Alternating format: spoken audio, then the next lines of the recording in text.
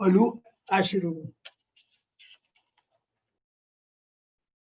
Aminu Wali, and presently Geoffrey Onyema, the current Minister of Foreign Affairs. The foreign policy of any country is always a reflection of its internal affairs. During this period, Nigeria has faced enormous challenges in the fields of politics, economy, oil and gas, civil war, population explosion, just to mention a few.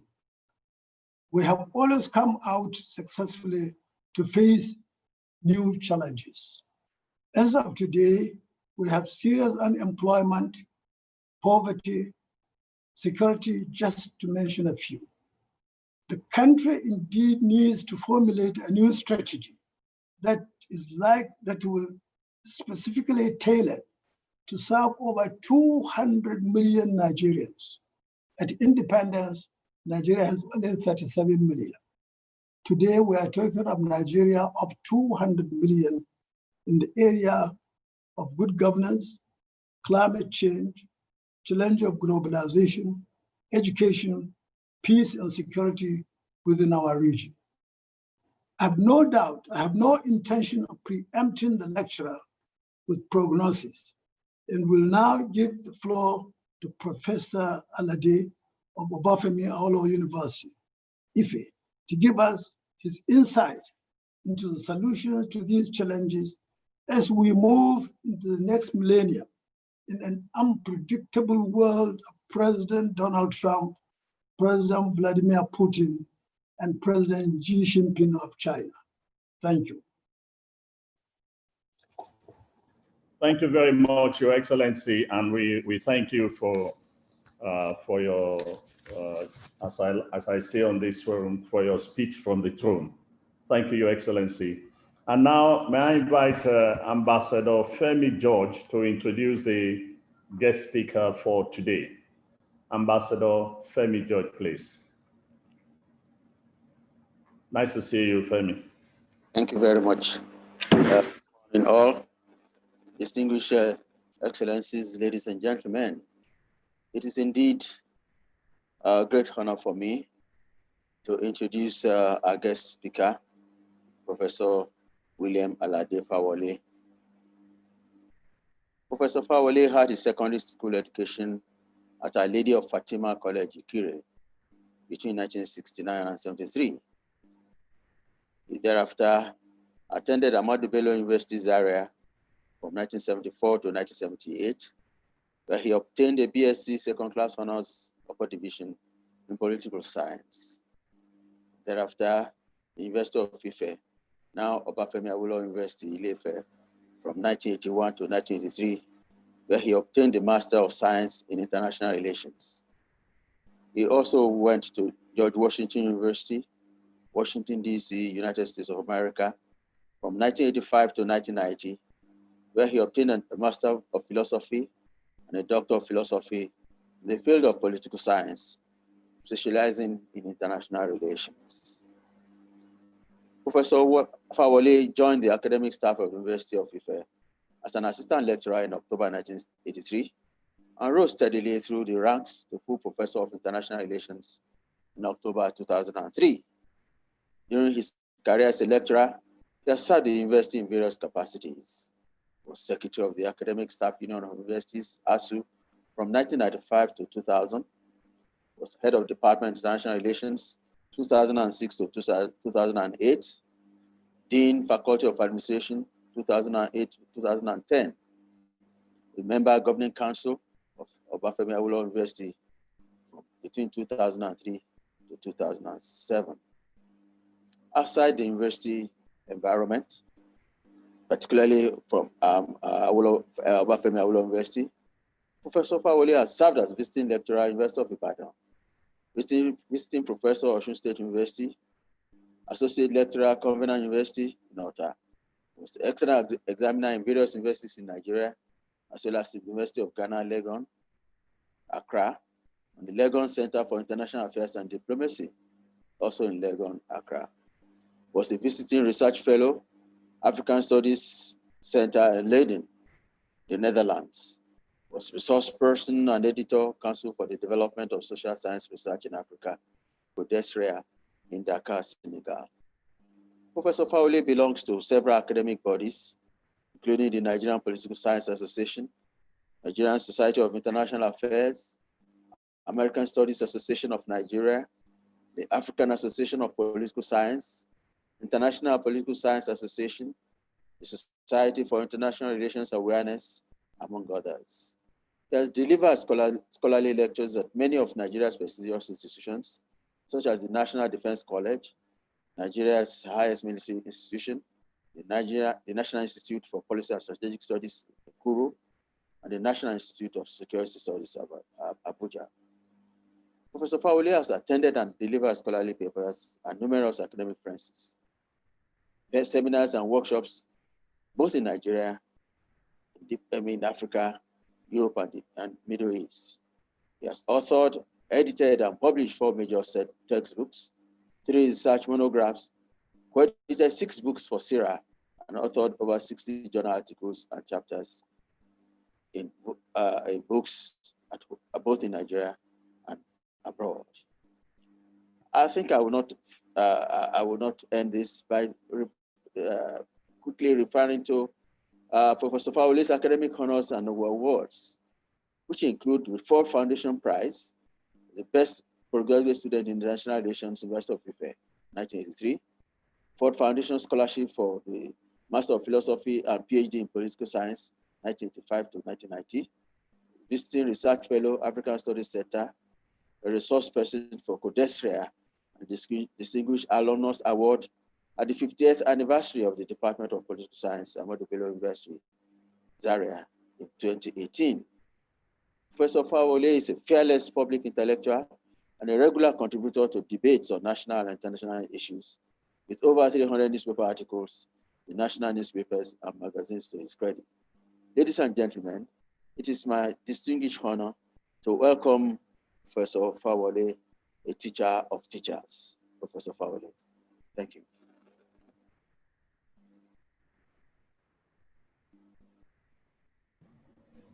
I can't hear him.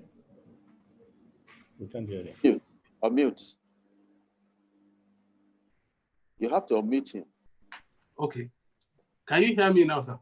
Yes. Yes. You can hear me now? Yes. Okay. Thank you, Your Excellency, Mr. Chairman.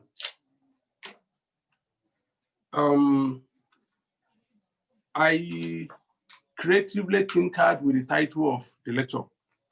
The lecture that I'm going to deliver is Nigeria in International Affairs, the next 60 years and beyond. It is the same topic, just minor editorial tinkering with. Nigeria in International Affairs, the next 60 years and beyond. By way of protocols, I want to begin by appreciating Your Excellencies for inviting me to be the guest speaker at this annual meeting, which also coincides with the 68th anniversary celebration of Nigeria's independence, a truly historic landmark, a milestone in the country's sovereign existence. It is not false humility for me to say that I'm truly humbled to speak before this formidable gathering of Nigeria's finest diplomats, men and women of distinction who had distinguished themselves in service and had risen by dint of hard work to the enviable pinnacle or as ambassadors in the diplomatic service of the Federal Republic of Nigeria, in the different missions and headquarters of major international organizations across the globe. This, for me, must be pound for pound, perhaps the largest assemblage of career ambassadors outside the meeting of an international organization. And this is what makes it truly remarkable experience for me to be your guest speaker at this occasion. I'm truly humbled. Precisely 6 days ago, on October 1, 2020, Nigeria marked its 60th anniversary of independence as a sovereign member of the global community of nation states. It was a memorable event. The largest concentration of Black peoples on the planet became independent, a beacon of hope, not only for Africa, but for the entire Black race. Let us go down memory lane for a short while. On October 7, 1960, and tomorrow will make it exactly 60 years too, just 7 days after independence from the United Kingdom, Nigeria unveiled itself to the world when the Prime Minister, Alhaji Sir Abubakar Tafawa Balewa, stepped forward on the floor of the United Nations General Assembly to make his first major foreign policy address on the occasion of Nigeria's induction as the 99th member of the World Organization. That was one of those memorable events in Nigeria's history. That auspicious occasion allowed the world to have a glimpse of Nigeria, into what the country Nigeria will stand for in world affairs. The significance of Prime Minister Tafawa Balewa's address was that it was the first ever on a global platform and addressed directly to a global rather than a domestic audience. From that October 7 United Nations General Assembly speech, the world got to know the principles that would guide Nigeria's foreign policy into the future and why Africa would occupy a center stage in Nigeria's external relations.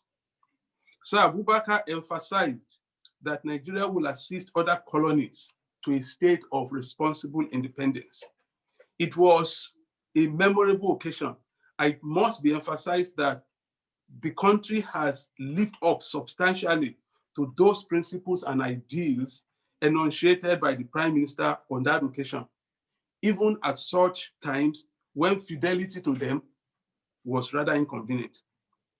At the global level, the country has remained faithful and committed to the fulfillment of the cardinal objectives of the United Nations Organization, which is primarily the maintenance of international peace and security. Prime Minister Tafawa Balewa asserted, and I quote, that Nigeria intended to participate actively in the work of the United Nations Organization, unquote. In furtherance of this noble commitment, Nigeria has participated actively and enthusiastically in scores of United Nations peacekeeping and peace support operations across the globe, a participation that began barely 5 weeks after independence when the contingent of Nigerian soldiers joined the United Nations peacekeeping operations in the Democratic Republic of the Congo.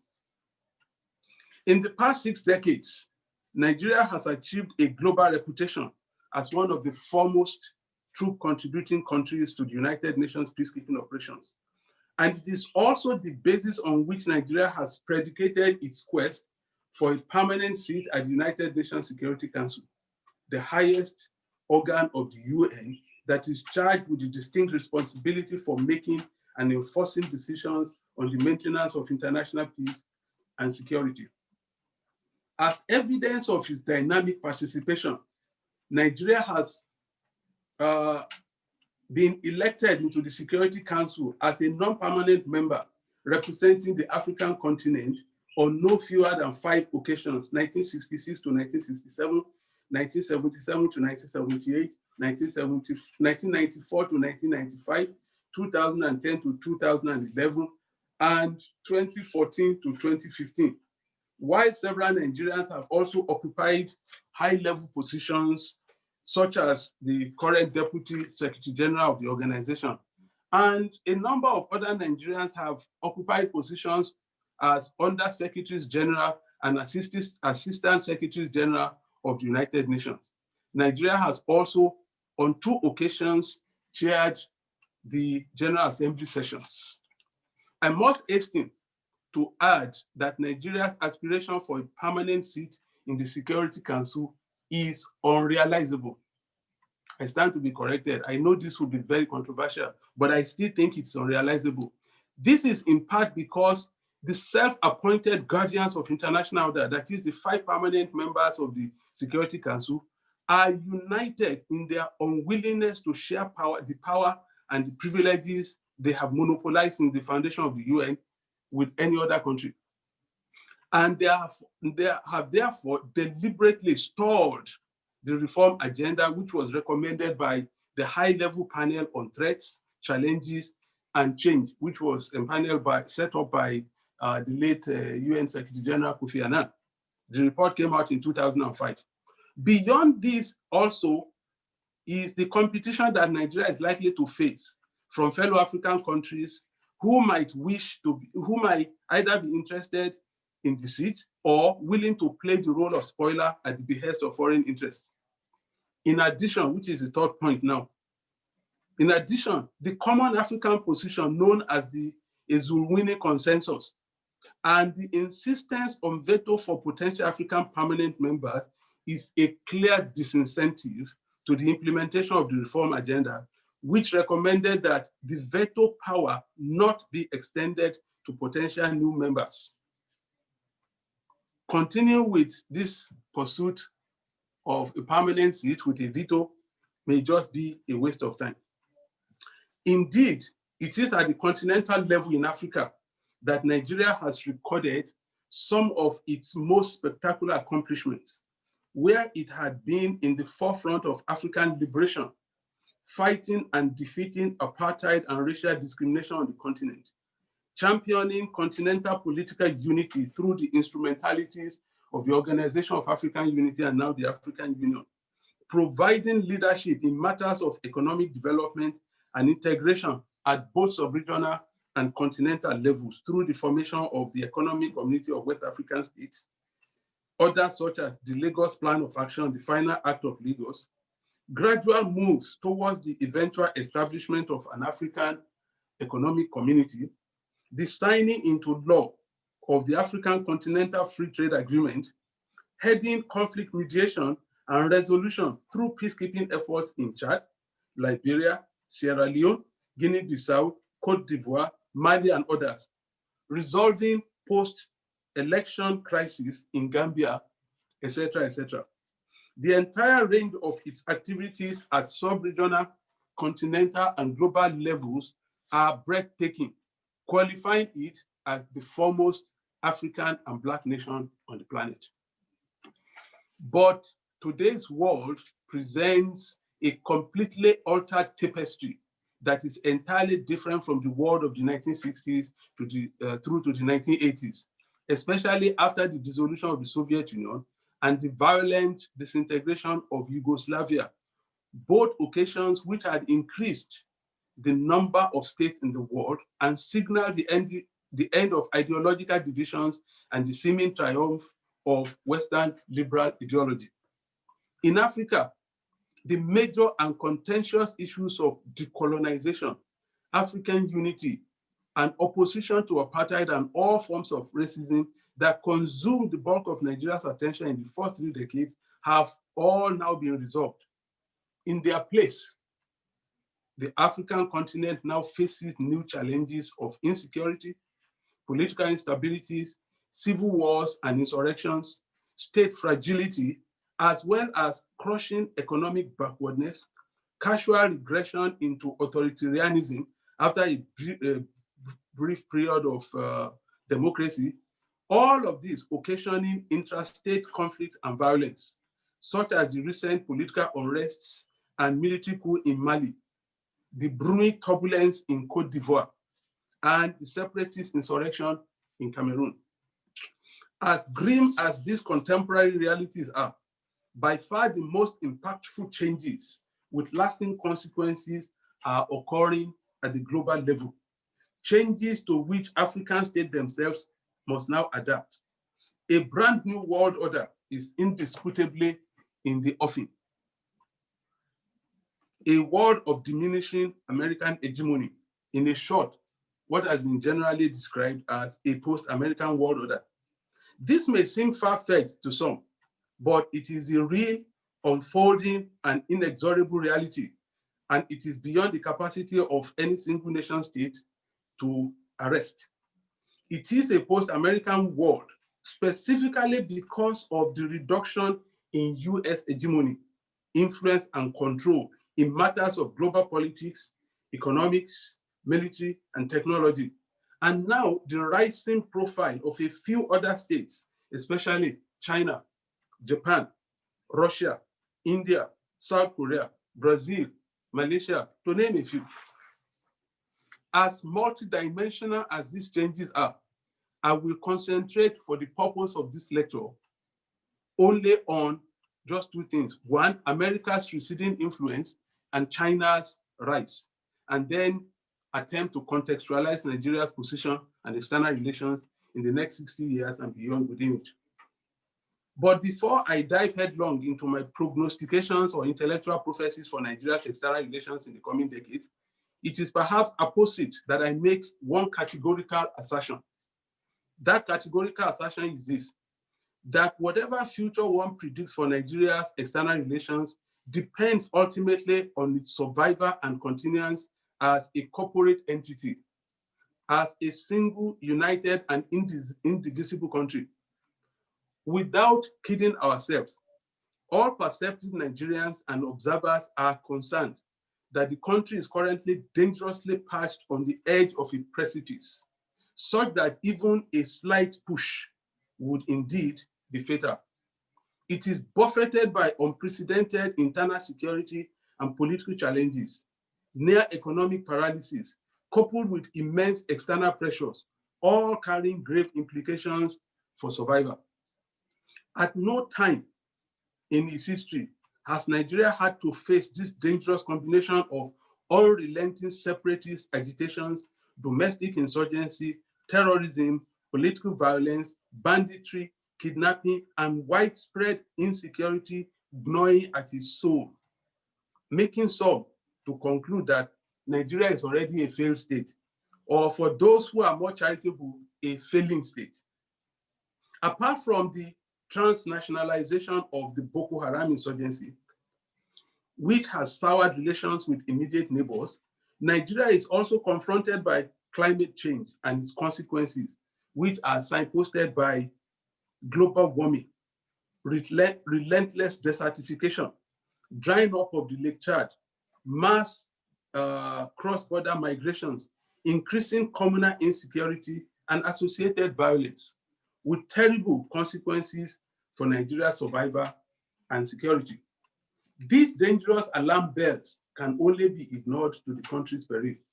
How the governing elites of this nation manage and navigate these myriad internal challenges and external pressures will go a long way to determine Nigeria's future and its place in the emerging world order.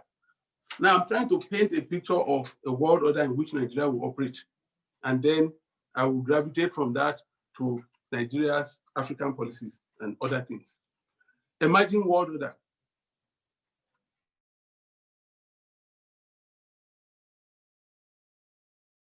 I speak of an emerging world order in the context of the post-COVID-19 pandemic era, which is currently the buzz in the mass media and other intellectual discussions. Yes, it is true that COVID pandemic is without question creating storms that will cause yet unmeasurable changes in the world. But the reality is that even before the advent of the coronavirus pandemic, perceptive analysts and scholars of international affairs had begun to point out novel developments, and for example, somebody like Joseph Nye. Can you still hear me? Yes. Okay, sir. All right, sir. Okay. I'm saying that scholars like Joseph Nye, in his seminal works, speaks of power diffusion, also speaks of Asia's growing importance in the unfolding world order. Other notable scholars of world politics have also alluded to a creeping post-American world order, the end of American exceptionalism. And this predated even the election of Donald Trump as US president, although his policies have been weakening the post-Second World War liberal international order of global alliances. There is now a cocktail of variables that are responsible for what we call here, for want of a better phrase, the inevitability of a new world order.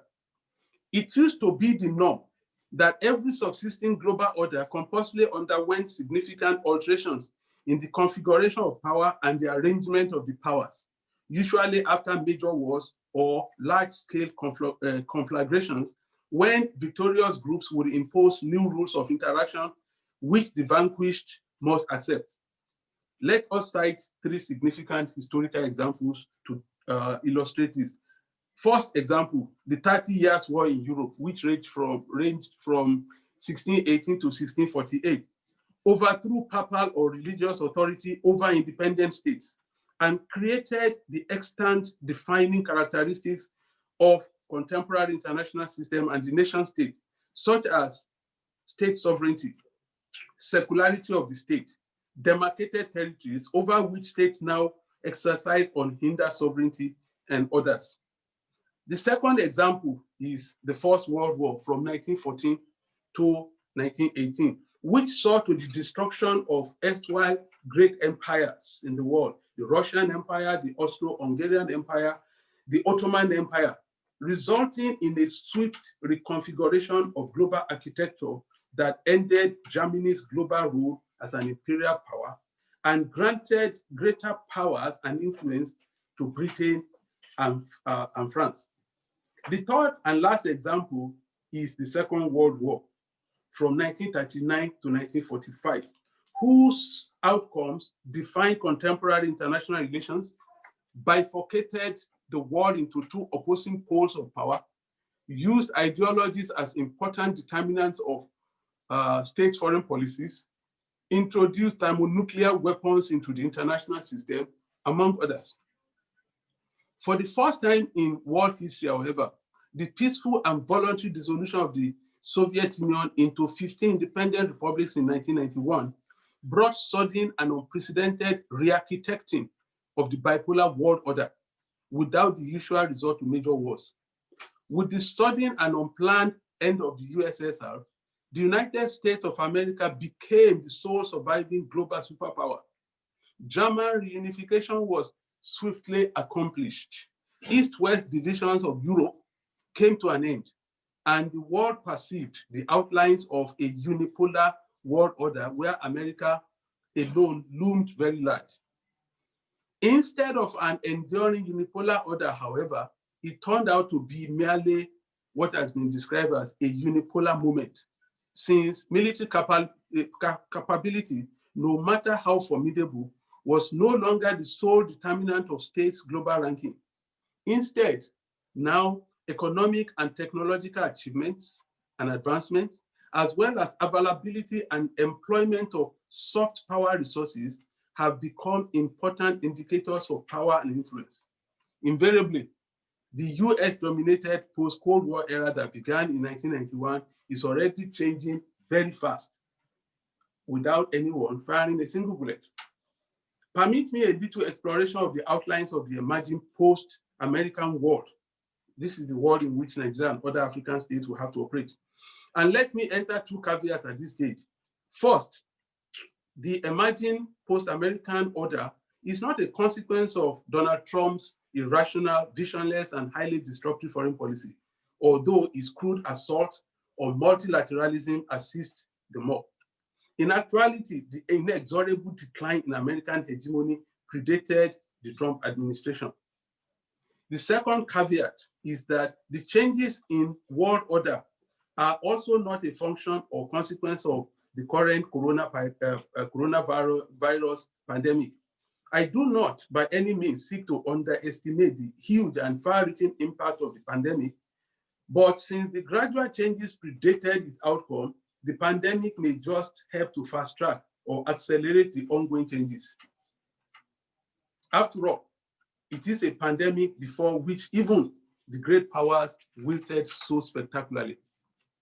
It is not untrue that we are living in interesting times, and the international order, which has subsisted for the past 7 decades, is fast unraveling and mutating without the usual interval of a major global conflagration. The American-created, American-led international order that began after the Second World War in 1945 is coming to an end, not only with America's rapidly declining influence in world affairs alone, but also because of the rise to prominence of new great powers and rival economic blocs. The changes that are currently transforming the liberal global order have been on long before the Trumpian era. And perceptive scholars, as I said, have noted the imminent end of American exceptionalism because of the rapid changes taking place, most especially since other countries are now rising to greater prominence, challenging America's and Western hegemony in technology, in military power, in politics, and economic matters. In the emerging scenario, America's global influence faces inevitable decline, not in terms of any reduction of its power resources. And let me say this, we are not talking of a post-American world order because America is declining. No, it is its influence in global affairs that is declining. America remains the most advanced country, has advanced technology, highly developed industrialized economy, and perhaps indisputably the most formidable military machine in the world. But its ability to dictate events and obtain whatever outcome is desired is on the wane. Its dominant influence in global affairs is waning as a few other countries are coming up whose combined economic and technological influence poses serious challenge to US global outreach. Nowhere is America's diminution more glaring than its inability to provide leadership and rally global efforts to combat the COVID-19 pandemic, leaving China to play a leading role, leaving China to become the first responder, providing assistance, masks, ventilators, private protective equipment to the rest of the world. This voluntary abdication of leadership is giving grounds to China to increase its influence. I'm not talking about China's power, I'm talking about its influence, its increasing influence in the world. Through its state-controlled economic policies, China has successfully lifted 850 million of its own people out of extreme poverty within a space of a generation and has overtaken Japan to become the second largest economy in the world. According to the World Bank, China's poverty rate fell from 88% in 1981 to merely 0.7% by 2015. And it rose to second position in terms of its share of global GDP, such that the International Monetary Fund has now, since October 2016, added the Chinese currency to the US dollar, the Japanese yen, the euro, and the British pound as another global reserve currency. It has been spreading, China has also been spreading its economic and technological muscles in Asia and burgeoning influence in Africa, a continent of 54 independent states where China is now the dominant trading partner, foreign investor, and provider of external loans for infrastructural development and upgrade, currency swap deals, and others. China reportedly donated a $200 million headquarters secretariat to the African Union in Addis Ababa. There's also a resurgent Russia that is gradually coming out of self-imposed isolation of the post-Soviet era. So also are Japan, Germany, India, Brazil, which are carving new status for themselves in world affairs. These possibilities are being further compounded by America's gradual retrenchment from multilateralism and retreat into what people have regarded as or termed arrogant unilateralism, which is what Trump's foreign policy emblematizes. In addition, we can also identify the problem of increasing reversal of liberal democracy around the globe and the rise of new authoritarianism as emblematized by countries like Hungary, Poland, the Philippines, Turkey, Venezuela, Russia, Rwanda, Uganda, Cote d'Ivoire, Cameroon, Egypt, to name a few. Apart from the plethora of surviving authoritarian states in Asia, in the Middle East, in Latin America and Africa itself, new and rising powers in Asia and Latin America have begun posing a challenge to American-dominated international order. Even in Latin America, democracy began to suffer severe reverses with the rise of populist regimes in Venezuela, in Nicaragua, joining Cuba, which has been a source of irritation to Washington for decades. This gradual rollback of liberal democracy across the globe is inevitably undermining America's moral gravitas and the political leverage it had hitherto enjoyed. The Chinese and Russian tradition of strongman rule is increasingly become fashionable and seductive to rulers of developing nations who now have no need to tremble at American and Western dictate anymore. After all, many, especially in Africa, are now getting most of their development assistance from China rather than from the West. It is important to note that these developments make the steady rise and increasing influence of China in the shaping of global political, economic, technological, and military architecture a concern to the United States. In addition, the current US-China trade war and ongoing geopolitical rivalries in the South China Sea are more likely to strengthen China to innovate the more, seek more investment avenues across the world so as not to fall back under Western hegemonic stranglehold or go back to relive its century of humiliation. But permit me to enter another caveat. That is that though China's development trajectory and global outreach seem currently unstoppable, China does not presently appear to covet global hegemony or to displace the United States from leadership. That does not appear to be its ambition, and high Chinese officials and diplomats are not tired of making this very clear to everybody. And even if China were to desire it anyway, the fact still remains that the total wherewithal to do so are not yet there. In any case, Chinese leaders also realize the uselessness and the huge cost of taking on the role of global policeman that America has played for 7 decades. But beyond China's rise, there are other changes in the global economic framework, such as the fledgling BRICS, Brazil, Russia, India, China, and South Africa, an emerging economic bloc of 5 countries that together constitute 40% of global population and about 23% of world GDP. BRICS and its new development bank may yet evolve to play an important role in world affairs away from Euro-American dominance. Even America's own share of global economy in terms of global GDP is waning very badly. It has been witnessing gradual decline in recent years, not necessarily because the economy is collapsing, it is not, or shrinking, but it's not, but because of the expansion in the economies of competing and rising nations, which we have mentioned. Further compounding this is the growing independence of China and Russia away from dollar dominance, what is now being referred to as de-dollarization of their trade. China and Russia have significantly reduced their use of the US dollar in their mutual trade settlements to just barely 46% in recent years.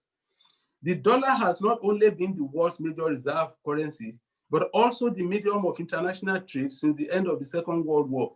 But the ongoing China-Russia de-dollarization of their trade, the trade between them, is further reducing America's stranglehold over the global economy. I have a statistics here, but I don't want to bore you with it.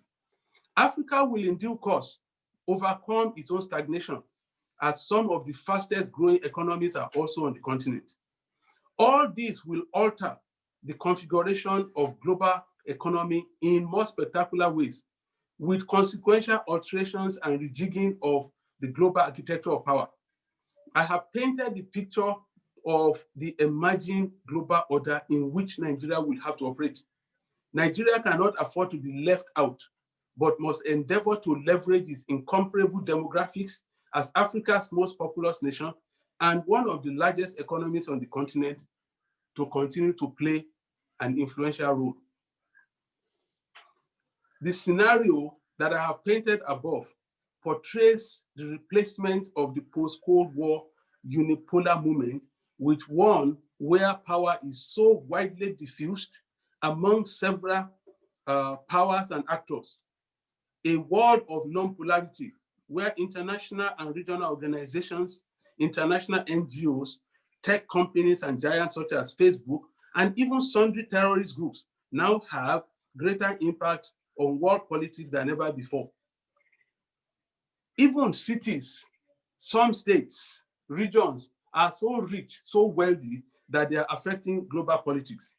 If this then is the world of the future, a world of vastly diffused powers that Nigeria will operate in, then foreign policy can no longer be a casual enterprise. Low battery. I'm experiencing low battery. Now let me talk about rejigging the foreign policy infrastructure of Nigeria, because that is the most important aspect of this discussion. Rejigging the foreign policy infrastructure. Without mincing words, the country's foreign policy must be thoroughly overhauled to face the daunting challenges of world politics in the coming decades. A reconceptualization of external relations from purely political and diplomatic engagements is urgent, not just because the global architecture is experiencing changes, but also in response to domestic circumstances as well.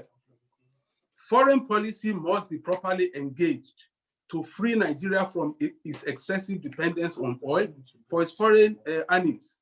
As the rest of the world is already looking beyond hydrocarbons into renewable energy resources.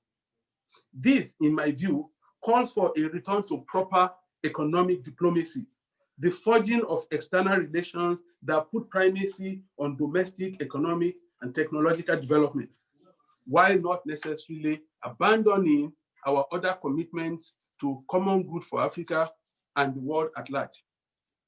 The impact of climate change are already being felt in the forms of desertification, rising sea level, and threats to coastal areas and settlements, pressure for water as a result of the drying up of Lake Chad, impact on agriculture and food production in the fast approaching post-petroleum era, burgeoning regional crises, and violent conflicts in the Sahel-Sahara belt, of which Nigeria is a part, as well as large-scale cross-border migrations and the attendant terrorism and other forms of transnational criminality. Since these are without question common challenges which most states face, clearly beyond the capacity of any single nation state to address, regional cooperation efforts to be led by Nigeria must be given priority. It is in this regard that Nigeria cannot afford to abandon or surrender its leadership role, even though a number of analysts and commentators think otherwise. In order to rise up to the myriad challenges of the coming decades, the infrastructure of foreign policy making and implementation will have to be thoroughly rejigged to restore the vibrancy and dynamism that Nigeria used to be associated with on the global stage. Among other things to do in this respect must be the restoration of professionalism and primacy to the Nigerian Foreign Service, that is, the Ministry of Foreign Affairs and the diplomatic missions, as the most pivotal organ of foreign policy.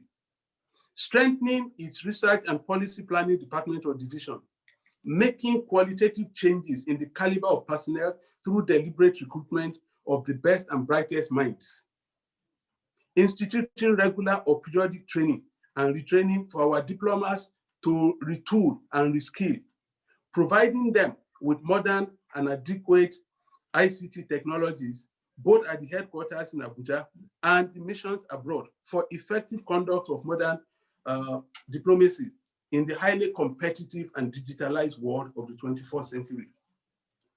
If we do a simple reality check today, we will discover to our chagrin that Nigeria can never measure up to or carry its correct weight in its international affairs for as long as the federal government continues to treat foreign policy perfunctorily or in the superficial manner of the present administration.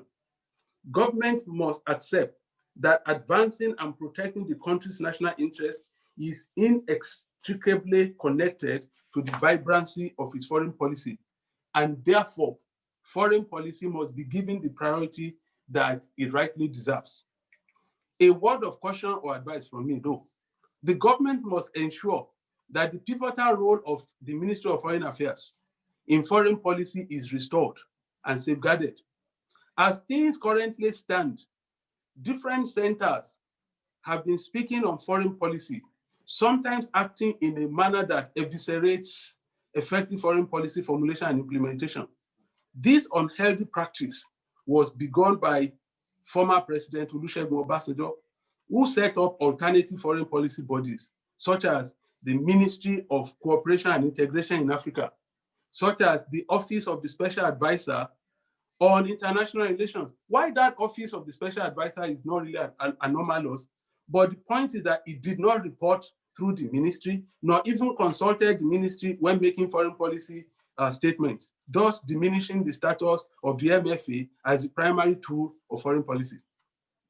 Though President Obasanjo eventually dismantled the Ministry of Cooperation and Integration in Africa before he left office, the administration of President Muhammadu Buhari seemed to have resuscitated the same practice in what is now known as the Nigeria in Diaspora Commission, NIDCO, as the MFA's veritable, what I call doppelganger, a body double or alter ego.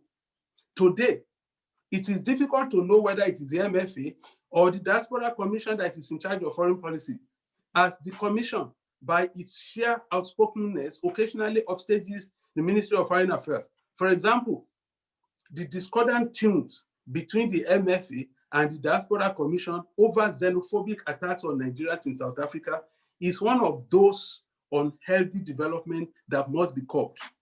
In my view, the collateral damage that all these have done to the stature, morale, efficiency, and effectiveness of the Ministry of Foreign Affairs must not be underestimated.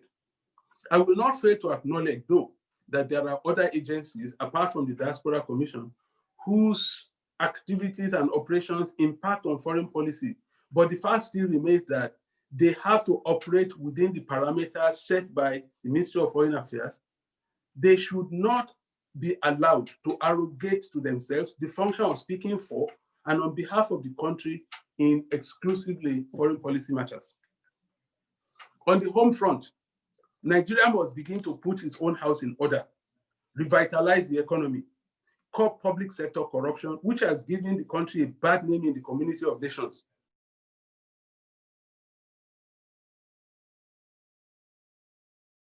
Create to desert and treacherous Mediterranean Europe.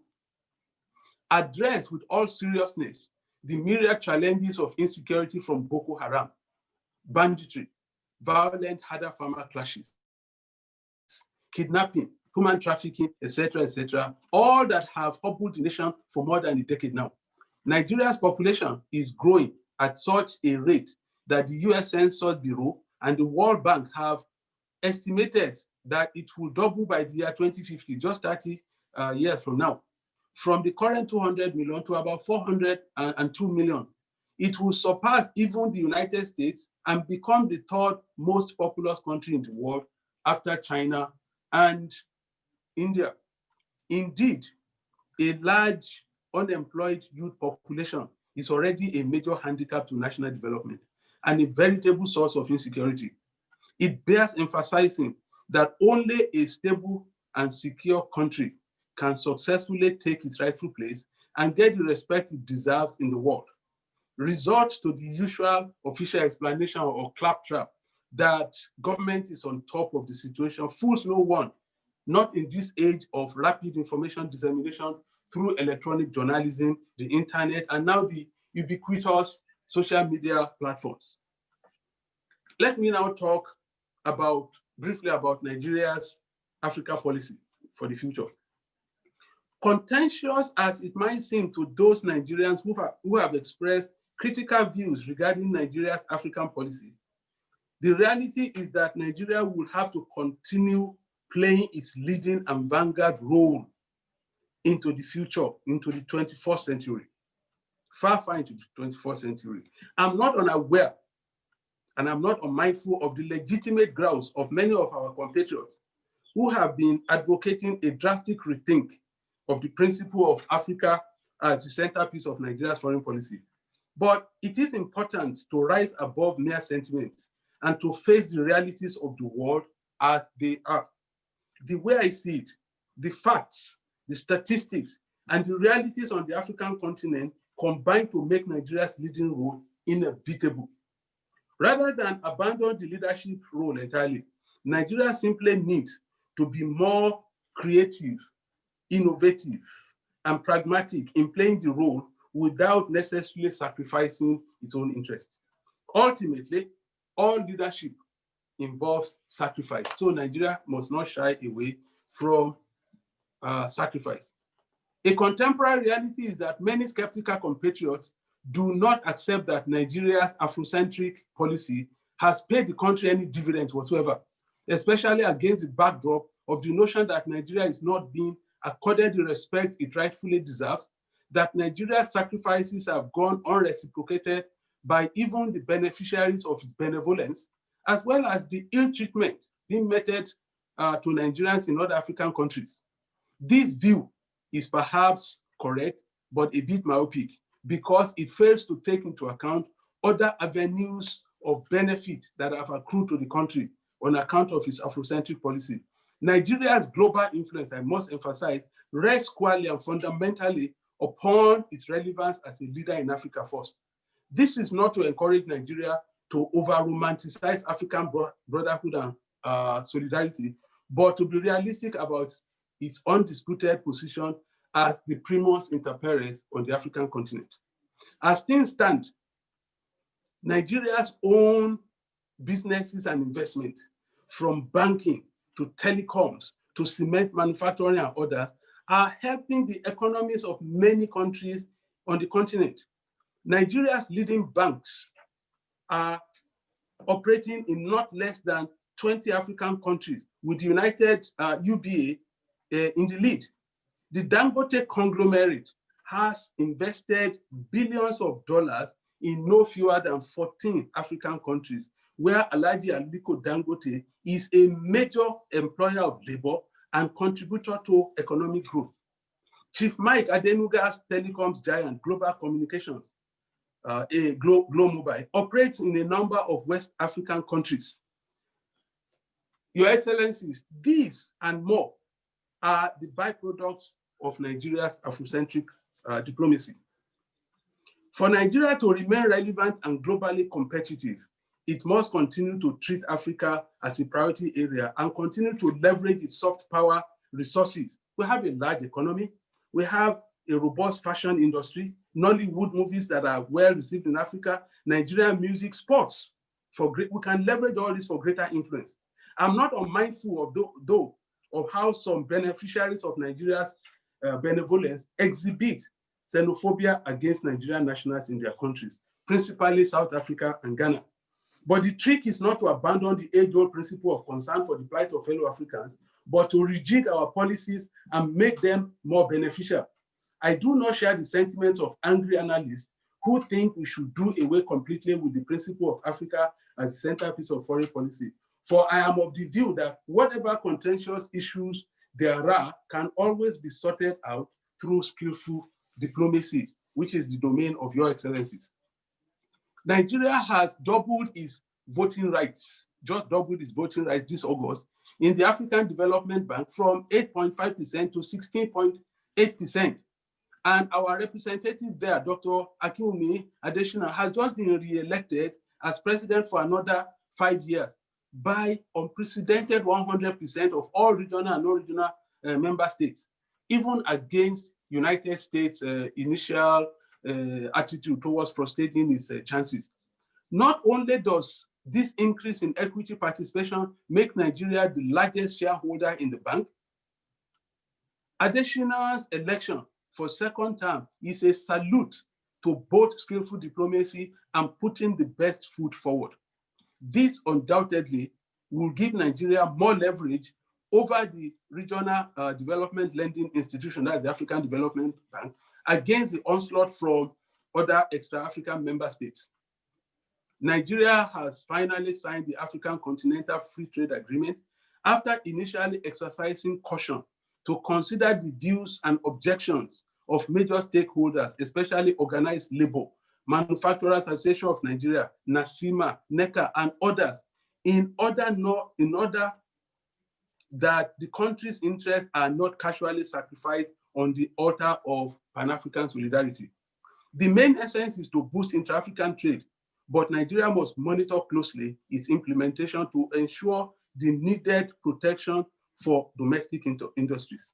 As Africa's combined consumer sector is projected to reach about $2.1 trillion by the year 2025, just 5 years away, it is imperative that Nigeria, as Africa's largest economy, takes its rightful place in the scheme of things through regional policies that put primacy on economic development.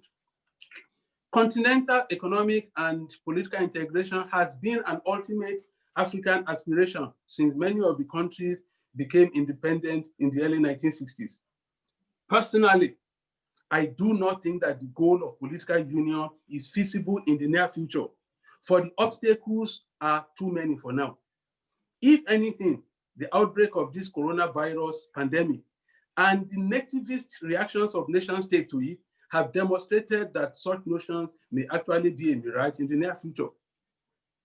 Besides, the chaotic nature of Britain's secession from the European Union is indicative of how difficult it is for any state to exit from a political, economic union or federation when intractable political and national differences arise.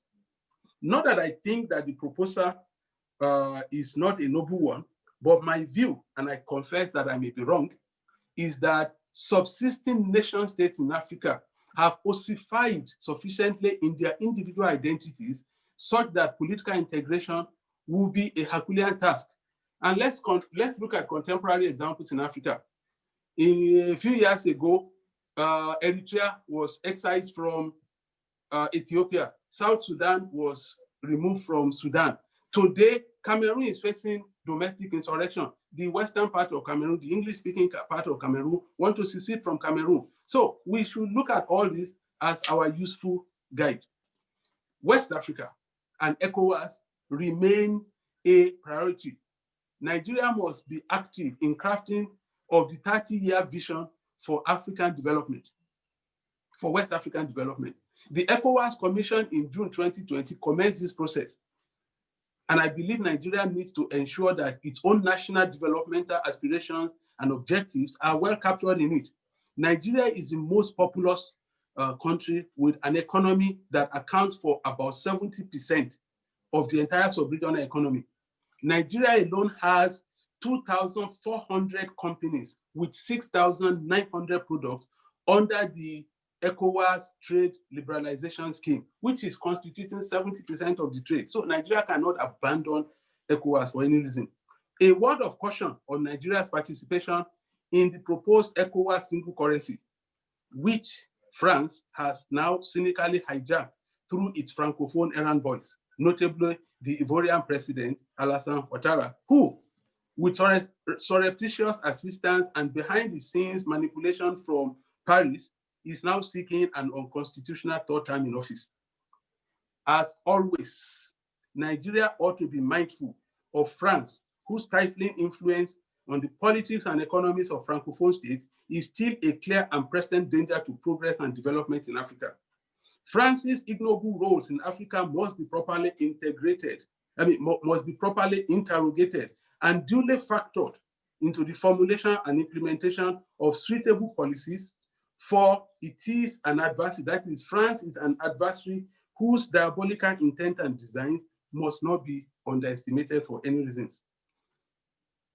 France remains the major foreign trigger of domestic political upheavals and instability on the continent, if we bear in mind that most of the perpetually unstable countries in Africa are also former French colonies, of which Mali, Cote d'Ivoire, Burkina Faso, Guinea, Cameroon, Central African Republic are merely emblematic.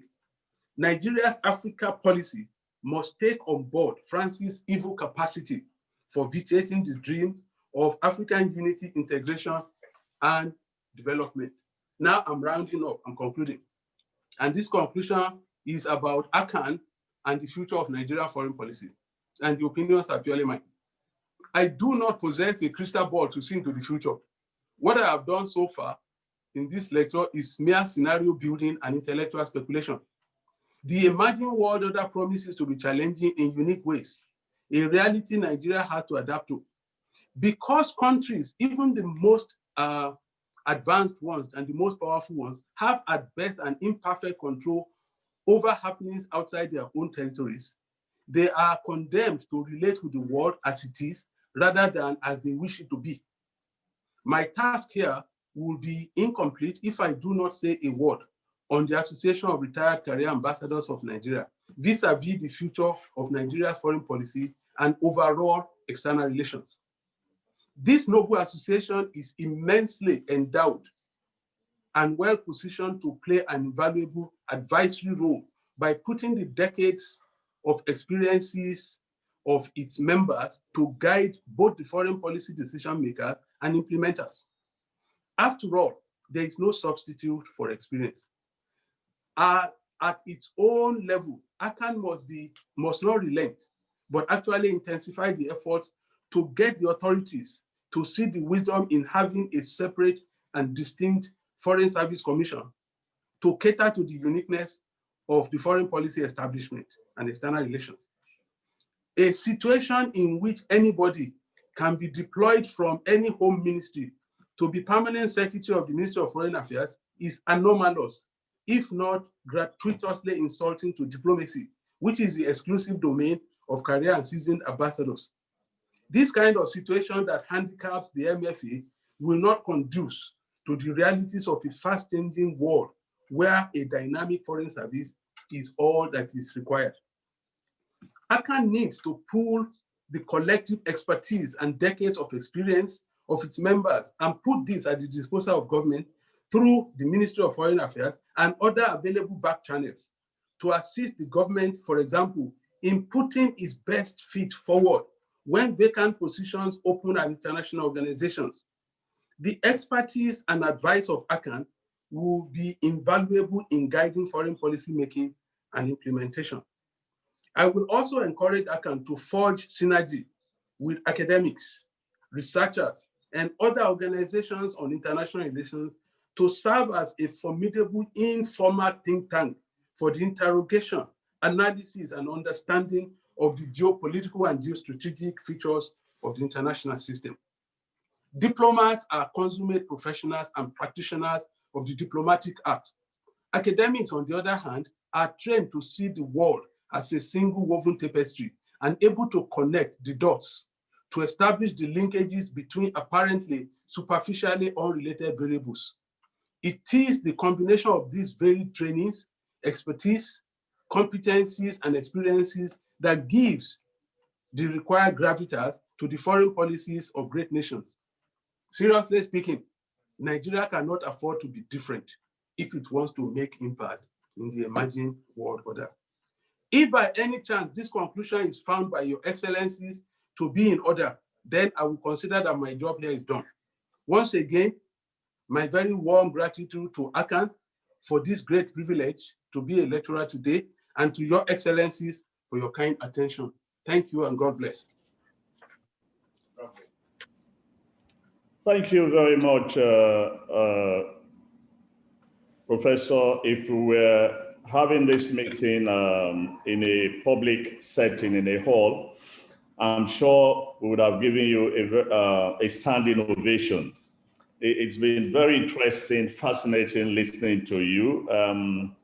And frankly, when we got the topic, we were all very scared how you could visualize what will happen in the next 60 years and beyond. But I think you've done justice to the topic itself, and I'm very sure that there'll be a lot of questions from a number of my colleagues that are on. While waiting to pick up those who want to ask questions, let me assure you that you'll be formally thanked in a few minutes from now. But I invite colleagues and friends who want to ask questions to please indicate so that we can have a fascinating conversation with our distinguished guest speaker. While we are waiting, while we are doing that, Professor, can I just ask one or two questions? When you talked about the declining American influence, could you relate this to the fact that when America imposed sanctions on Iran, it made it clear also that any company from any country that does business with Iran that country will also, suffer the consequences of allowing its companies to do business in Iran. And as a result, a number of countries, advise companies or their companies operating in Iran to pull out. And most of them, in fact, if not all of them, did pull out. I also noticed that in making your prognosis for the future, you touched on almost everything one can think of, but you also did not mention the issue of leadership, which I also think is very critical, in terms of foreign policy, because if depending on the nature and the quality of leadership you have, I believe it also plays a role in enabling a country to project itself, its image, power, and the rest of it. I still don't see. I think I now have one question, and I yield the floor to, I believe, Ambassador Okafor, Ambassador Okafor, Ambassador Olusegun Akinsoya thereafter.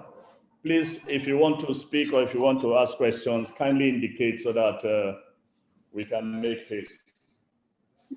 Hello, Excellency. Hello, moderator. Yes, go on. Okay, thank you. Yes, I sincerely want to thank Professor Fawole for a masterful X-ray of Nigeria's place in our foreign relations. This is certainly a challenging period in our history to reassess our place in the Committee of Nations, from the golden years of the Balewa regime in the 1960s to the present. Well, how can Nigeria resolve its huge domestic challenges and still be creative, involved, and be connected as in the past to global relevance? You painted the 21st century challenges and onwards. The scaffolding of the global order is certainly shaky, as you indicated, but how is Nigeria strategically placed in our sub-region and the continent in terms of continuity, in terms of consistency, in terms of commitment, and of course in the competitive and unpredictable platform of international affairs? I think there is need to throw more light here. And do you really still believe in our, okay, I'll leave that one out. Thank you. Thank you so much. Okafor, may I invite Shola Jayesimi? Shola Jayesimi, you say you have a question. Shola Jayesimi, are you still with us? Yes, I am with you, Ambassador. Yes, okay, your question, please, or your comment. Okay, my comments has to do with, first of all, I want to quickly thank Professor Fawole for this very lovely lecture. I really enjoyed it. Lovely 1 hour of, like he said, creating scenario building and intellectual speculation as an academic, which he is. My question is clearly that he had what I can call low marks for the Nigerians in Diaspora Commission for what he thinks is always quickly making some comments on behalf of the Nigerian government. But there are some who argue that the proactive moves and comments by NIDCOM has made the Ministry of Foreign Affairs to get up, to get certain things done on behalf of Nigeria and on behalf of Nigerians. That if NIDCOM's chief executive didn't do certain things or say certain things, probably the ministry will have been docile and slow to respond to certain things it ought to have been the first institution to have followed through upon. Thank you. Yes. Yes. Thank you. Thank you, Shola. May I invite Michael? Michael, I see you are indicating you want to speak. Michael, are you ready?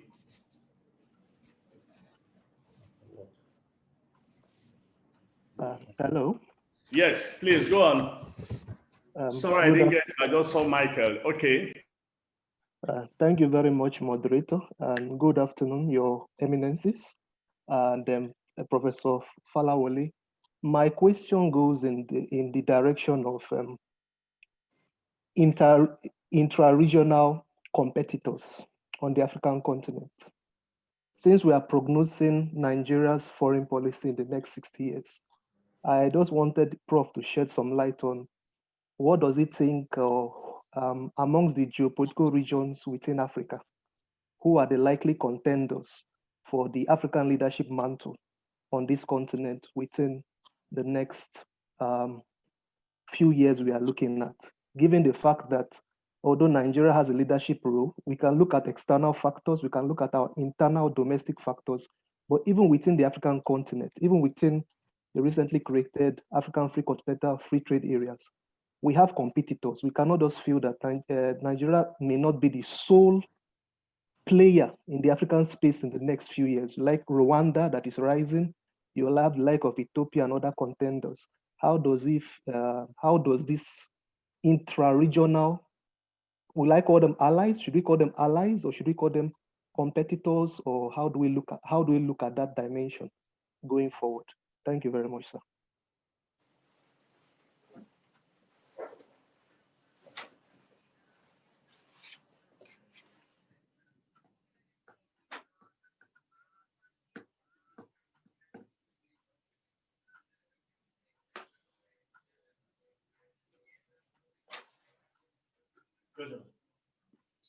Am I to answer now?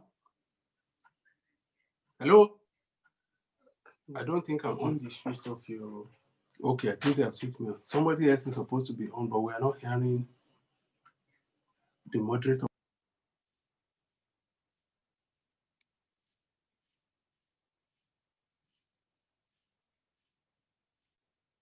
Hello, Mr. Moderator.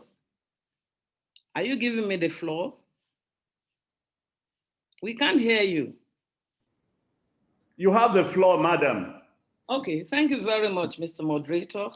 Your Excellencies, I would like to thank Professor Fawole for his very thought-provoking lecture.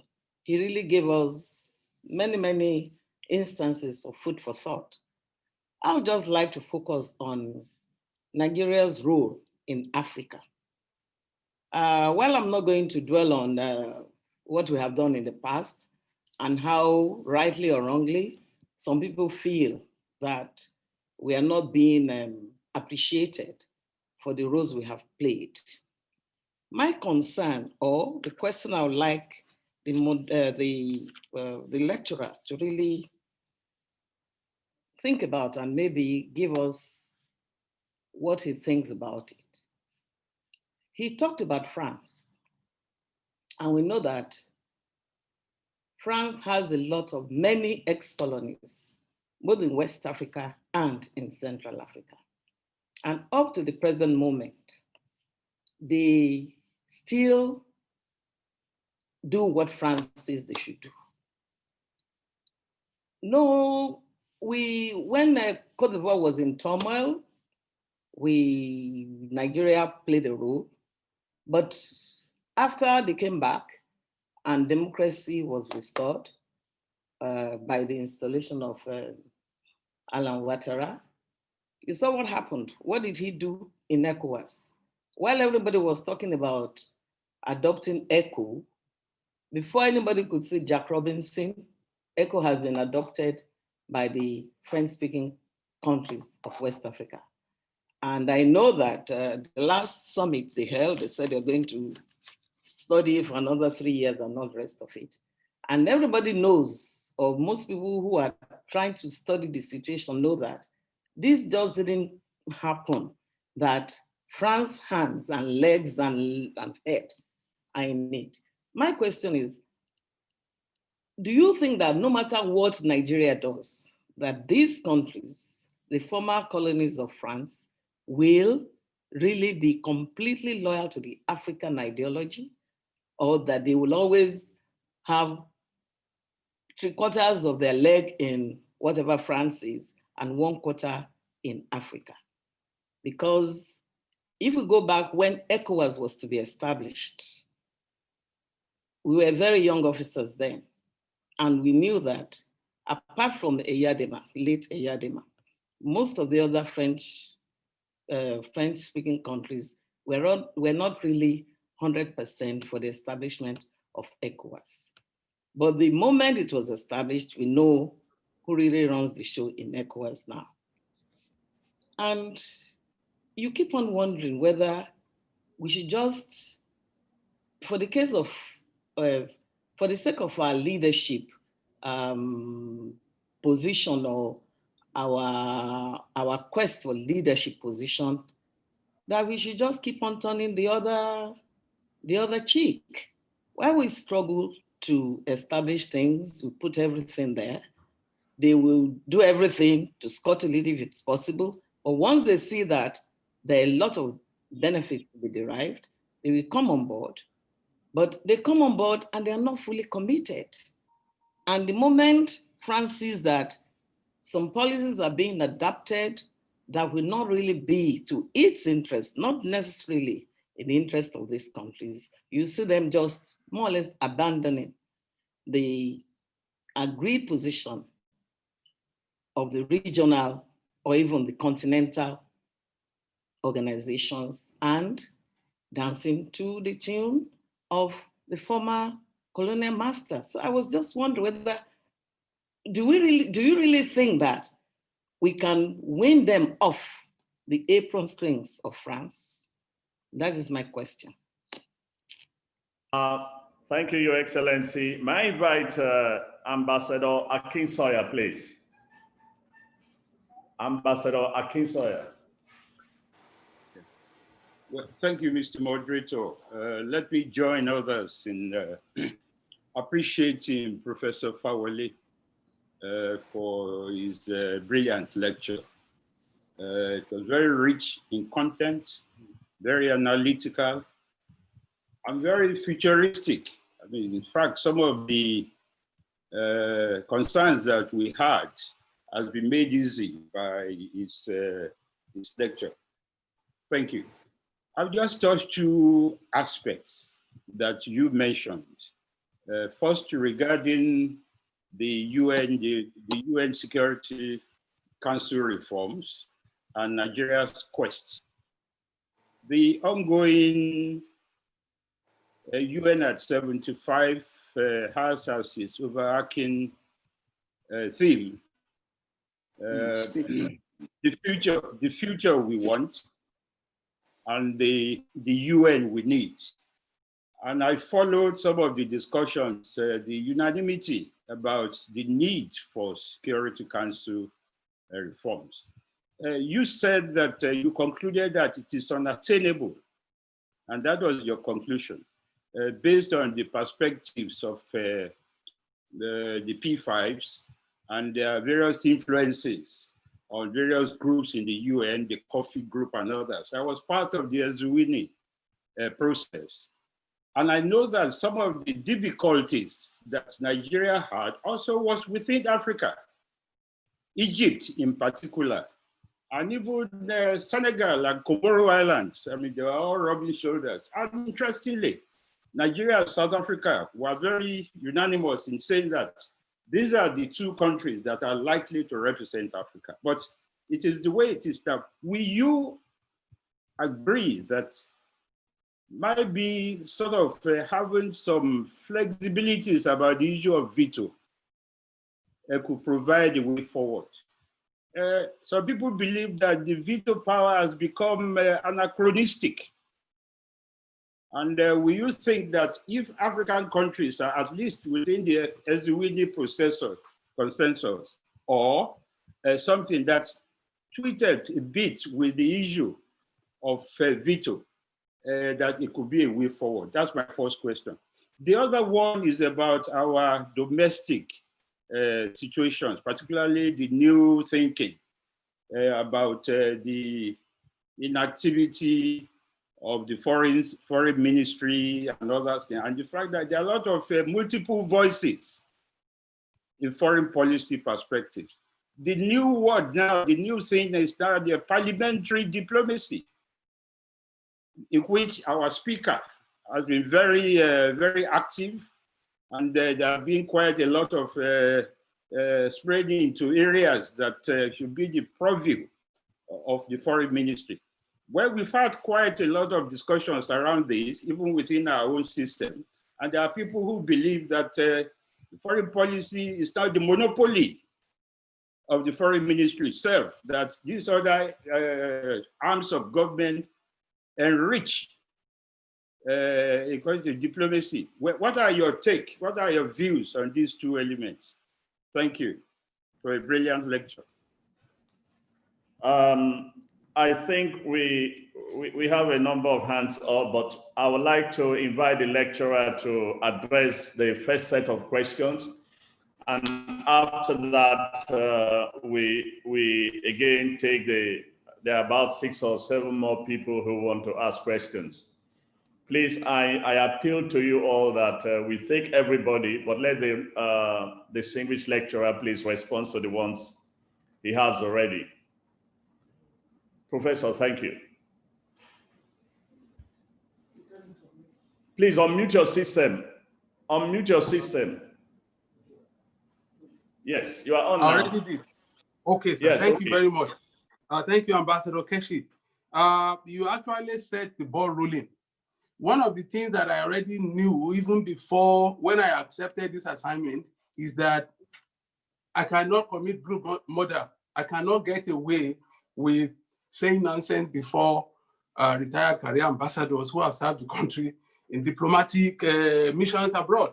So what I've done is just merely look at the issue from a purely academic point of view, which your good selves have agreed with. Now, when I talk about the waning, the diminution of US influence, it does not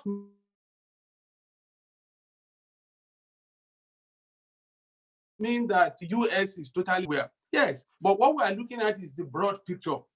America's influence is waning. And one of the reasons is this. If you look at the world, America is the only country in the world, military power in the world, that has over 800 military bases in more than 70 countries in the world. And therefore is able to use this military power, this hard power, to accomplish its objectives. But you see, the world is changing because major wars are not being fought anymore. We have nuclear weapons being scattered in many places that prevent the eventuality of such wars. So what is now happening is you see increasing reliance on economic matters, technology, soft power resources, by which countries are now gaining more influence. So countries are not really confronting each other as much, so military power is becoming redundant. What is now happening is not that America cannot get its way in 1 or 2 places, like the case of Iran. America got its way by bullying other countries, not by any skillful diplomacy. It's okay if you have the means to bully people, but you see, that bullying is going to end someday. It's going to be reducing. Look at dependence on the dollar. China, Russia have reduced their dependence on the dollar in the mutual trade between the two of them. So that is going to eviscerate America's continued influence. There are other countries that may now use the Chinese renminbi for trade. For example, Nigeria at some point in time engaged in a currency swap. So you're going to see a gradual reduction. It's not like a sharp reduction, but it is happening. It's going to happen, okay? So it's okay, bully 1 or 2 countries today, bully companies that do business with Iran and get away with it. But you see, that's not going to happen with China. Let's look at the example when America has been having, Donald Trump's America has been having problems with Venezuela.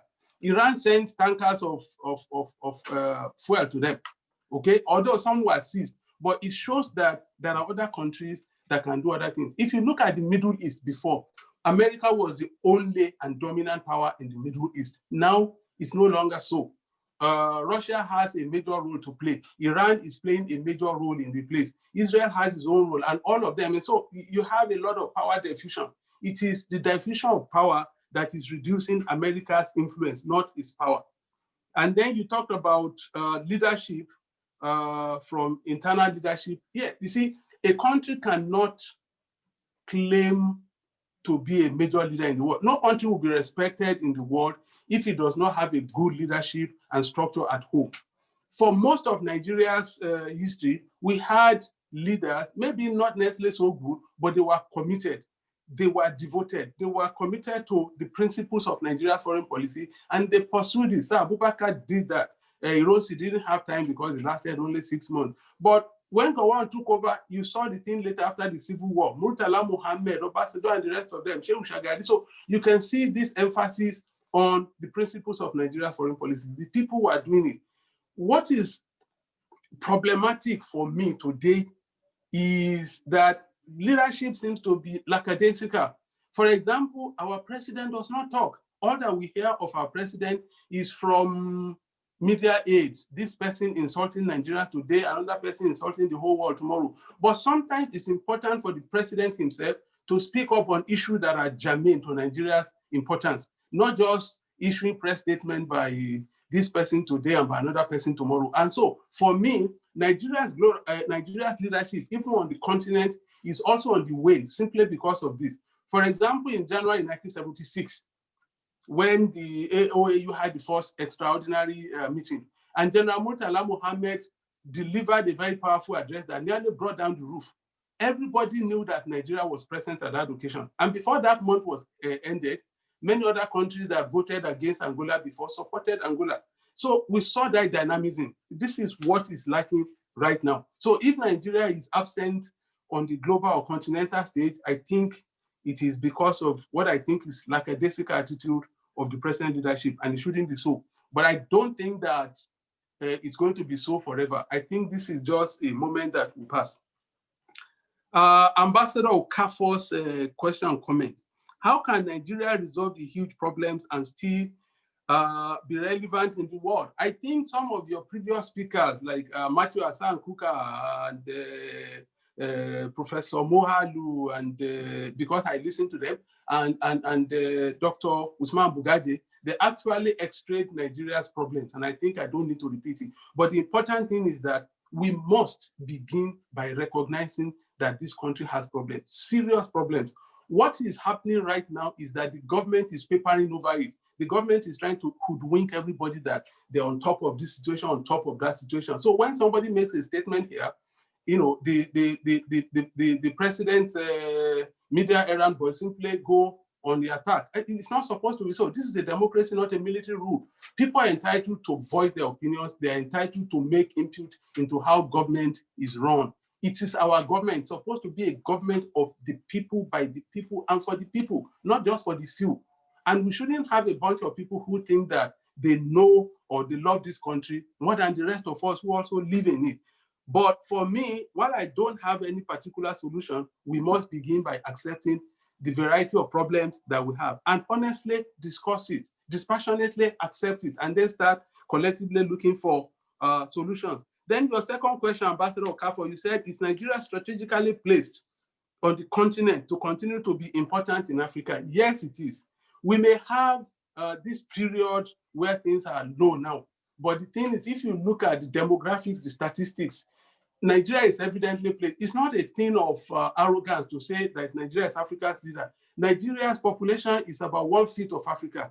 Nigeria's population, the Black people in Nigeria, are about 1/4 of all Black people in Africa. In West Africa, Nigeria's population is almost 52%. Nigeria's economy is 70%. Nigeria's military capability is almost 70%. So there is nothing that can really be done in West Africa without Nigeria's input or without Nigeria's contribution.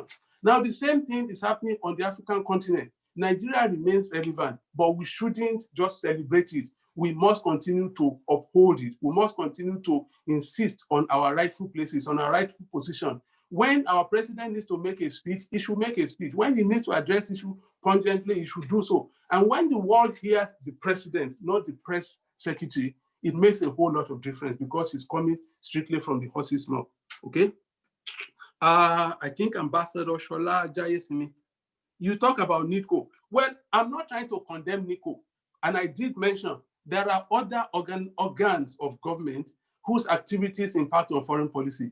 But you see, they are not supposed to arrogate to themselves, okay, the right to speak for Nigeria on foreign policy matters outside the guidelines that are set by the Ministry of Foreign Affairs. You see, when all hell breaks loose, it is the ministry that will solve the problem overseas, that will appeal to other countries, that will relate to them, not NITCO. NITCO may want to extricate Nigerians who are stranded in South Africa or something. After it has done that, who continues the normal relationship with South Africa? It is the Ministry of Foreign Affairs. It is the diplomats. So if you are going to speak, let it be within the parameters of what the diplomatic service has set, so that you're not speaking at cross purposes. Let me give you an example. If you go back to what happened many years ago over the xenophobic attacks in South Africa, the chairman of NITCO came out and said, I don't know how many Nigerians, she said, were killed in South Africa. The Ministry of Foreign Affairs, which had an ambassador or a high commissioner and a consul general in South Africa, said there was none. So who do we believe? Is it the NITCO? Is it people that are playing to the press gallery in order to have their own political importance? It's not supposed to be so. Closeness, personal closeness to the president must not overtake the role of the foreign service. That is the point I was making. I was not condemning them, okay? But I also know that foreign policy is not conducted, diplomacy is not conducted by grandstanding on the pages of newspapers or before television cameras. When the chips are down, it is your excellencies that engage in critical negotiation, where sober-mindedness, where integrity and intelligence come to play, not playing to the gallery. So pardon me, I'm not condemning the NITCO. We have other organizations. My fourth person, I did not catch your name, so please pardon me. Charge it to my head and not to my heart. The question talks about intra-regional competitors. Who are the likely contenders for leadership in Africa? First off, potentially every African country can decide it wants to be a leader. There is no rule, no hard and fast rule about it. But we can identify certain countries with some form of gravitas, some form of statistics and demographics on their side, okay? If we look at the sub-regions, let's come to West Africa. Senegal is a major West African country. It can want to be a leader. Côte d'Ivoire, where even in spite of its problems, they see themselves as eminent Francophone countries, and they do not want to operate under, a stifling Anglophone leadership. But they will be contenders. Whether they have all the wherewithal to carry it out is a different thing, but they can contest. It's like an election. Anybody can throw in his hat. When we get to East Africa, we'll be looking at countries like Ethiopia, which has been Africa's diplomatic headquarters since 1963. We'll be looking at countries like Kenya with a highly developed economy. Now, Rwanda may be developed. Rwanda does not have what it takes to be leader. It's a different thing to have a developed economy and infrastructure. It goes beyond that, okay? When it comes to, say, for example, contributing troops to peacekeeping operations in Africa and the rest of the world, how many troops does it have to contribute? What is the size? What is the experience that they have, okay? So we need to look at it. Nigeria is still strategically important in Africa. But if our own leaders do not seem to appreciate that importance, they will be behaving as if Nigeria is just a common African country. Nigeria is more than a common African country. The rest of the world knows that.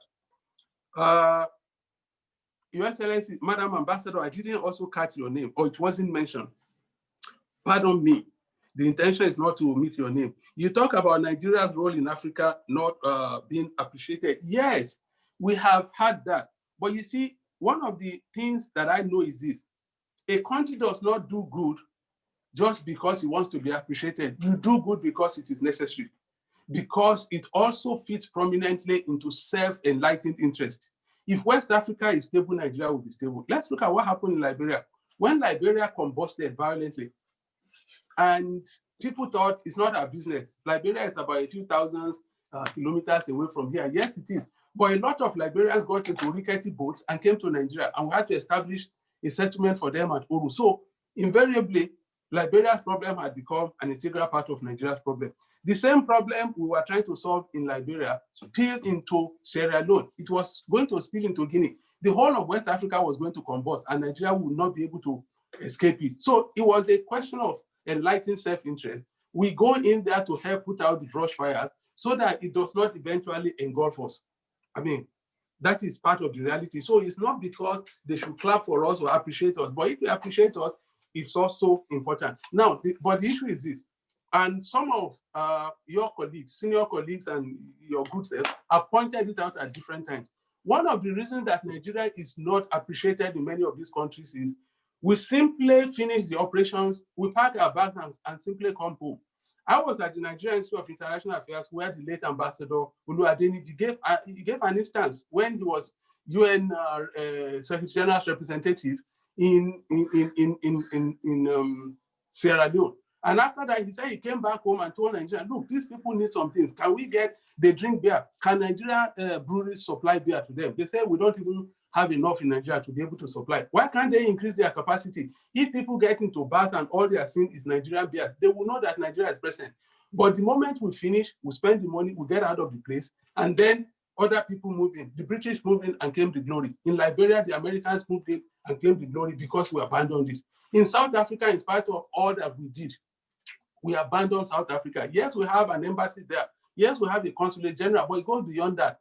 Have we ever found a university in South Africa that should be teaching about Africa's contribution to the destruction of apartheid? Endow a chair, a Nigerian chair, have a Nigerian corner and things like that, that will bring knowledge of what Nigeria did to the youthful South African. When xenophobia takes place in South Africa, people start preaching from this side about how they don't remember what we did for them. No, apartheid ended officially in 1994. 1994 today is almost 30 years. Most of the people that take part in xenophobia are under 30, and they were not there when Nigeria was doing all these remarkable things, but nobody is teaching them the history. So a lot of it is also our fault. I think I should rest it there. What about France? Will French colonies ever be loyal?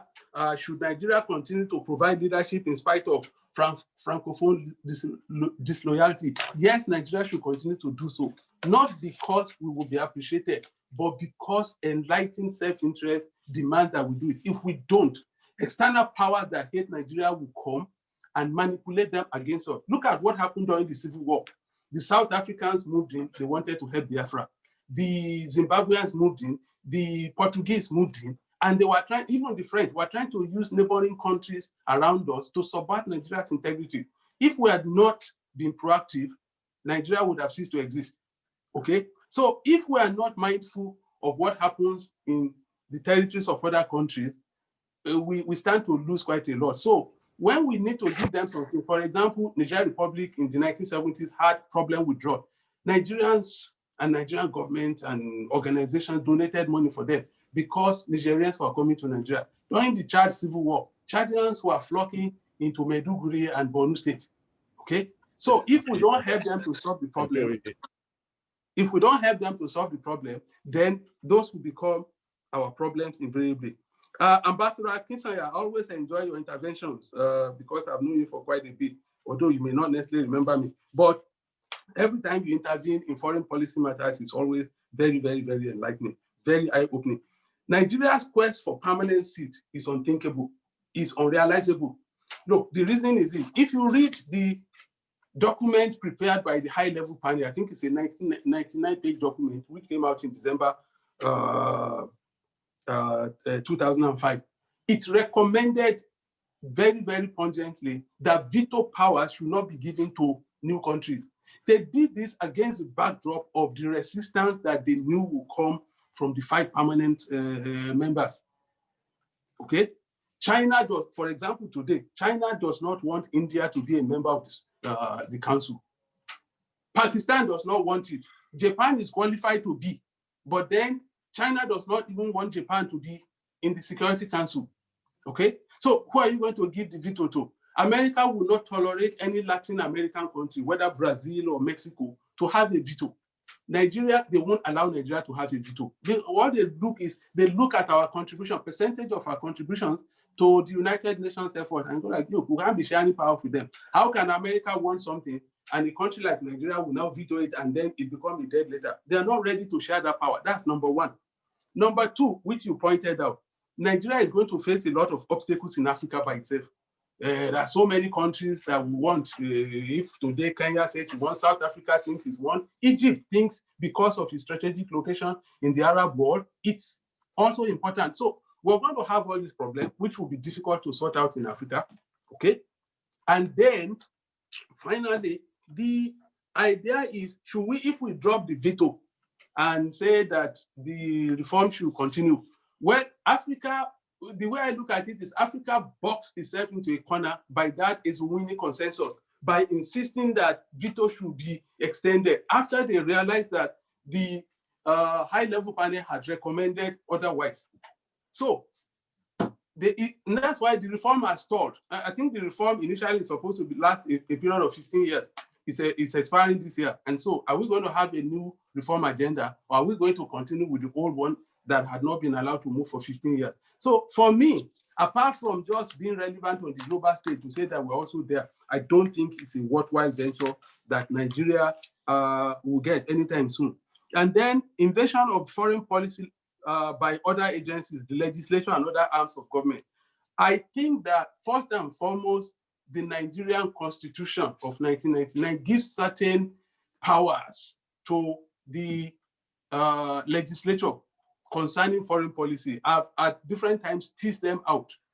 They are not supposed to make policy. They are not supposed to implement policy, but they conduct oversight responsibilities to see how foreign policy is being done.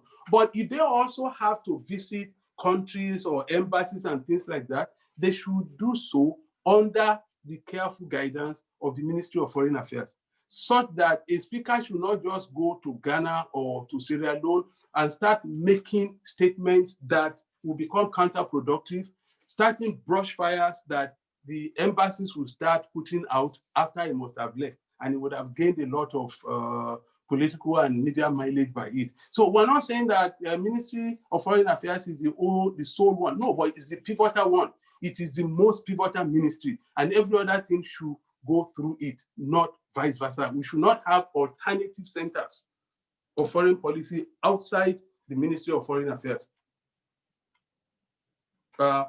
Thank you, Your Excellencies. Thank you, Prof. Don't go away yet. You have a lot of questions still coming your way. And I plead with my colleagues, if you raise up your hands, please bear with us. We are going to call everybody. But I want to invite Ambassador Olisaemeka, who has indicated he also wants to make a contribution or pose some questions. And I will begin to give each and every one of you the floor after Ambassador Olisaemeka. Please just bear with us. It's gonna. Okay, Ambassador Olisaemeka is solved for the time being. May I invite Ambassador Daniel Hart, please? Ambassador Hart. After that, Ambassador Ayo Olukani and Lasende. Thank you very much, Mr. Moderator. I believe you can hear me. Loud and clear. Thank you very much. I want to seize this opportunity to thank our erudite professor for his very incisive lecture he has given. Very well, lucidly presented. Thank you very much indeed.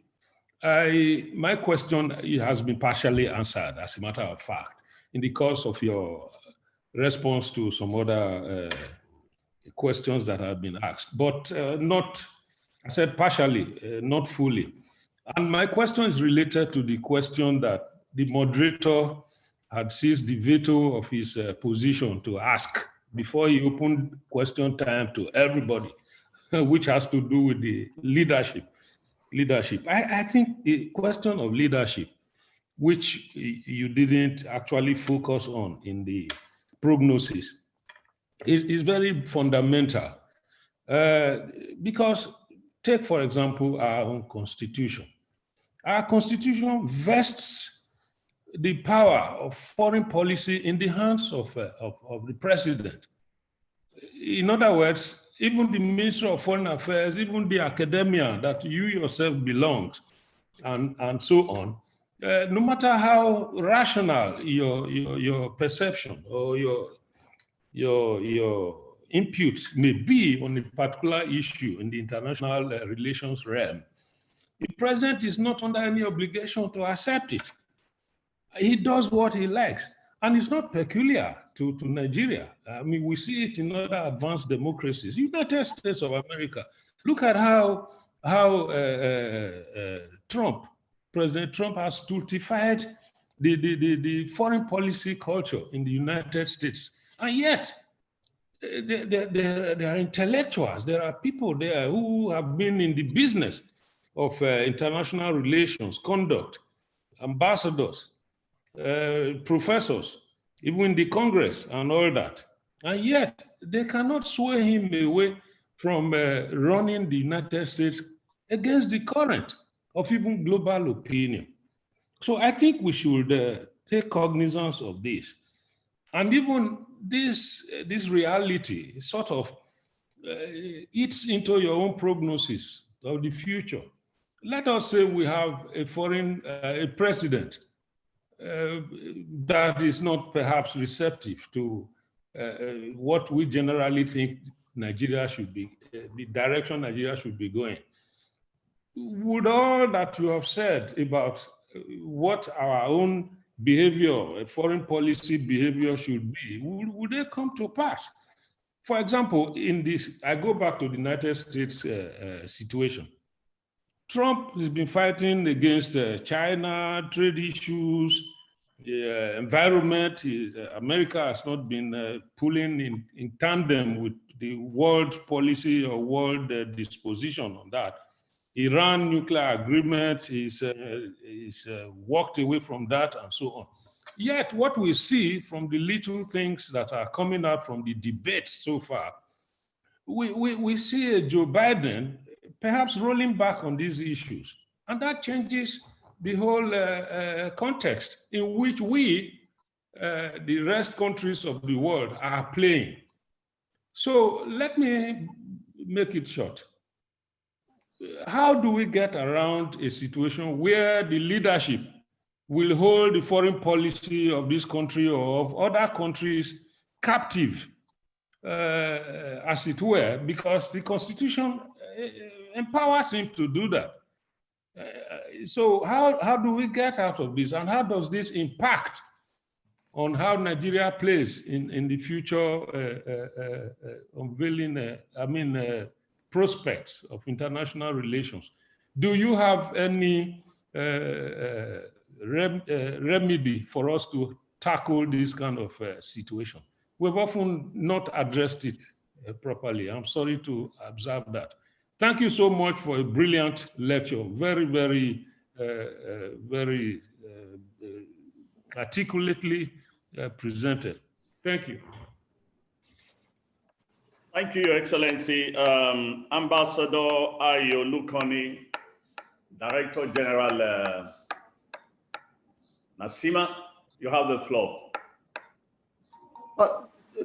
Thank you very much, Your Excellency. I'd also like to join others to say congratulations to Akan.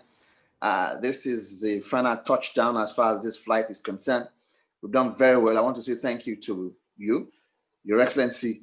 And I also want to thank Professor Fawole for his very brilliant lecture. It's a pleasure to see all our colleagues and senior ambassadors are here. And I'm speaking here as a former foreign service officer, almost 35 years, who also now ended up as DG Nasima, which means I'm also involved in practical demonstration, the practicalities of the perspective of it. The issue which was raised by Professor Fawole, as far as the existential reality of Nigeria, that there is no hiding place, is real. I served last as High Commissioner of Nigeria in Australia, and I also had concurrent accreditation to New Zealand, Fiji, Papua New Guinea, and Vanuatu. If I can give an example, in Western Australia, the total population is 2 million on a land mass of about 2.5. That means million square kilometers. There is one person per 1 square kilometer in Western Australia. But in Perth alone, there are over 100 Nigerian doctors, over 100 Nigerian medical doctors, and they're not just ordinary, experienced people in Perth. So that brings you out as a Nigerian, as Nigeria. You cannot escape it. When I went on to also give my lecture, present my papers in New Zealand, Papua New Guinea, and other places, I wrote a piece, Nigerians at the End of the Earth, because you cannot escape it. That is one reality, and I think I agree with you. We have to live up to that. When I served in Nairobi in Kenya, we also had the situation in which we had crises in those days with Kenyan Airways.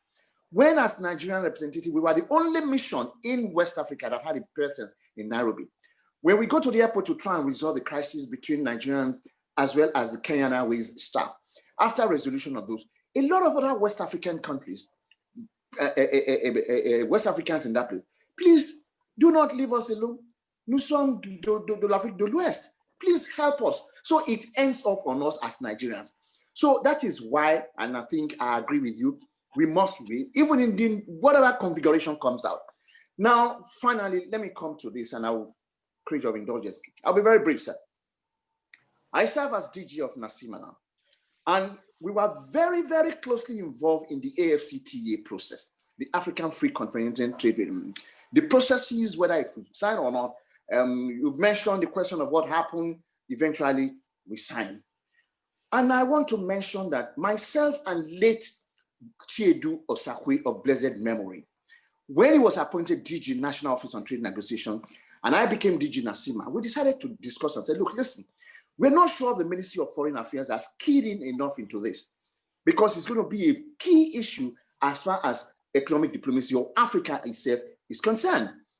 And I will want to raise the issue here, because like I said, I'm DG NACIMA, I work closely with the Ministry of Foreign Affairs, and I asked them in the Ministry of Foreign Affairs, which of your unit and which of your officers is working closely and having a good understanding of all of this? Because the other side of the coin of the AfCFTA is economic diplomacy. I'm not sure, and I'll be very grateful if among our colleagues who are here can help to identify in terms of the AfCFTA process, because the AfCFTA process, whether we like it or not, is a key. I don't think the ministry is key into this enough. What does it imply? It implies raising young officers who will have an understanding, because when I spoke to them, they said, look, Ambassador, we're not sure which section. I think it's supposed to be the ministry, maybe the multilateral or economic. So I think this is an area, because like I said, myself and the late Chiedu Osakwe, who also happened to be one of our colleagues, raised the issue. And I think it is very, very important for us to do.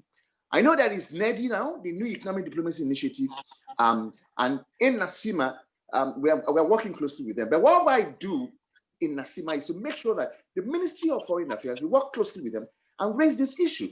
We've had electronic commerce, we've had B2B discussion, virtual meeting. I always make sure we get across to our mission, alert the mission that, look, listen, this is taking place, please join us. I think the Ministry of Foreign Affairs must pay a lot of attention to this and raise enough people and specialized people, even in the area of trade. Do we need to send somebody to the National Office on Trade Negotiations? I don't know, but let us have in the ministries people who have an ownership, who understand it. You raised the question of environment issue too as well, and I ask people who are involved as far as the environmental negotiation is concerned. I'm not sure if we have young officers who have keyed into it. And I mean, what I'm saying is that perhaps we need to look at the question and issue of specialization at this particular period, and also take cognizance of key areas like the AfCFTA, which you have done. Like I said, I'm not a practitioner. I do lead to conceptualization or writing note verbals. I deal with, and of course, you said, look, listen, Dangote is out there, the banks are out there, Nigerian banks. How do we key into this? Once again, thank you very much for this brilliant lecture. And I sincerely hope that we'll continue to have this interaction between us. And congratulations to Arkan for a time well spent and consolidation of what we've had over this past celebration. Thank you very much, sir. Thank you, Ambassador and DG. Ambassador Lasende, thank you for your patience as well.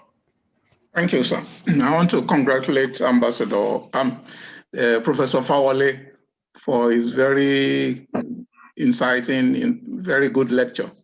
I will start on the ECHO. and the way France has been able to scuttle ECOWAS plan, I would have thought that the reaction of the government of Nigeria through the Ministry of Foreign Affairs is to have a dialogue or a meeting with Francophone countries, either at head of state level or at foreign minister level, to find out what is going on.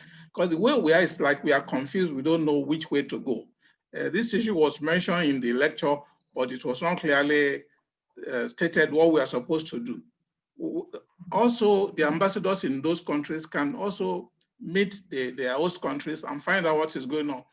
Because if the problem with ECO is not resolved in favor of ECOWAS, then we cannot have economic union in West Africa. France knows what it's doing, but I believe that most of the Francophone countries in Africa, they know that they have their own interests. It's not the interest of France they will defend all the time. Of course, they are hampered by their ties to France. But that issue of ECO can be resolved through negotiation dialogue, not immediately, maybe it will take years, but we need to address that. That's number one. Number two, the lecturer referred to a situation in which Nigeria does a lot of things in many countries, Sierra Leone, Liberia, and then we don't have anything to show for it. This has been stated over and over again, and I'm surprised. And this is the problem, that we're trying to follow American pattern of help, and it's not going to work for us. The reason why we are not getting anything to show for it is that we are not capable. We lack the infrastructure. We don't have.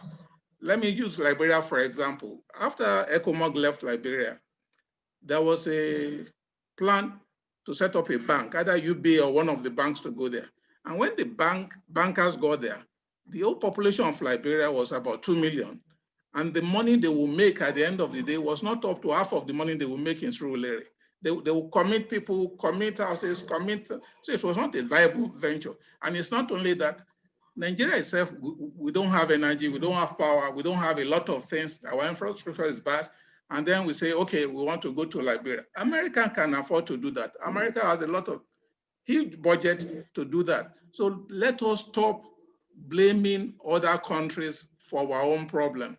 We are not America. We are big in size and potentially big in other things, but we haven't got the capacity to go back to a country and invest. When I got to Angola as ambassador, the president told me that, Nigeria, you have been our good friend.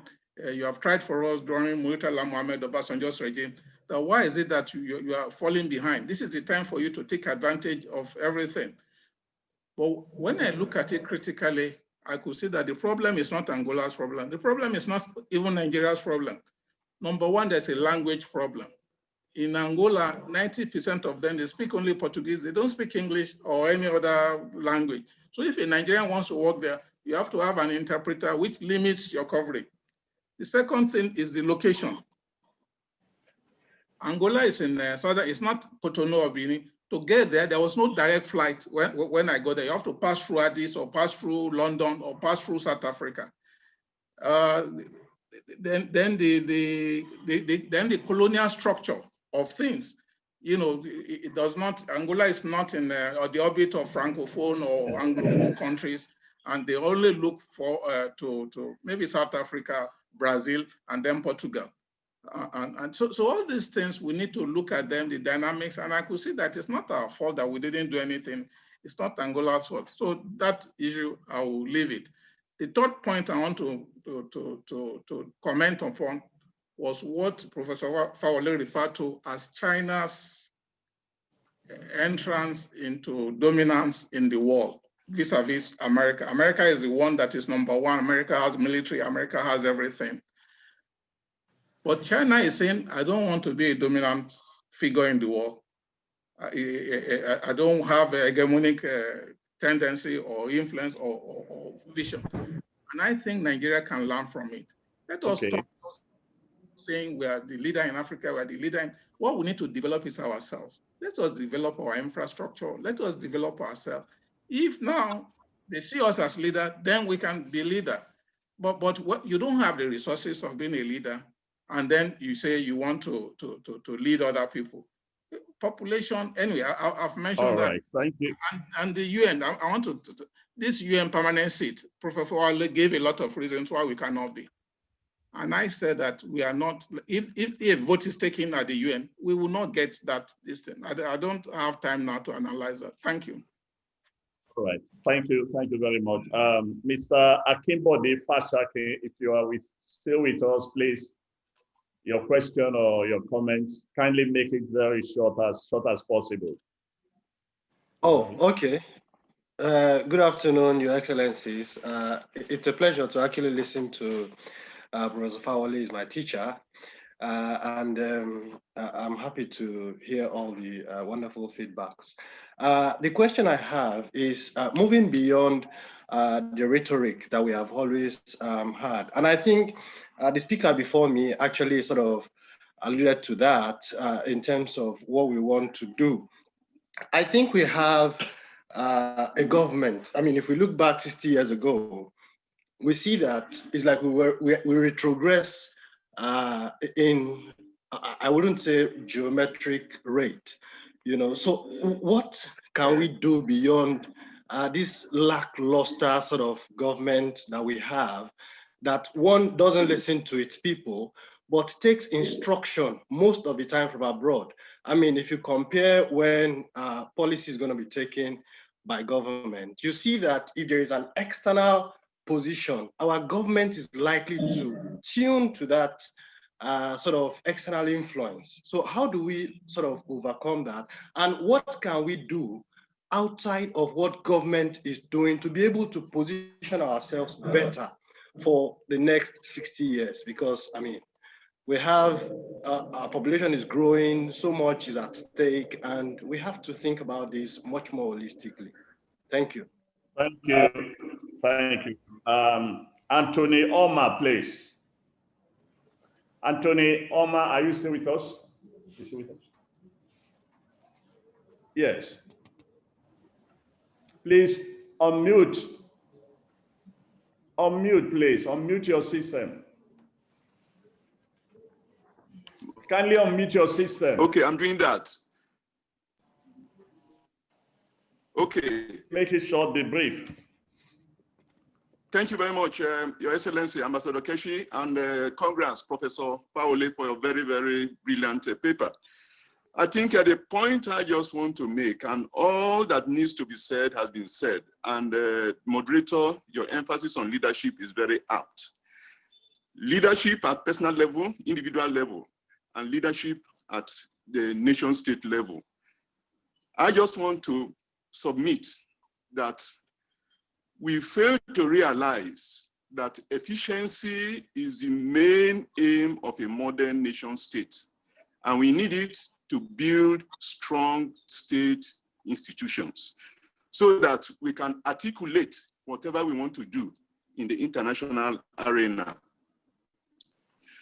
We are shooting ourselves in the foot by overemphasizing our internal contradictions.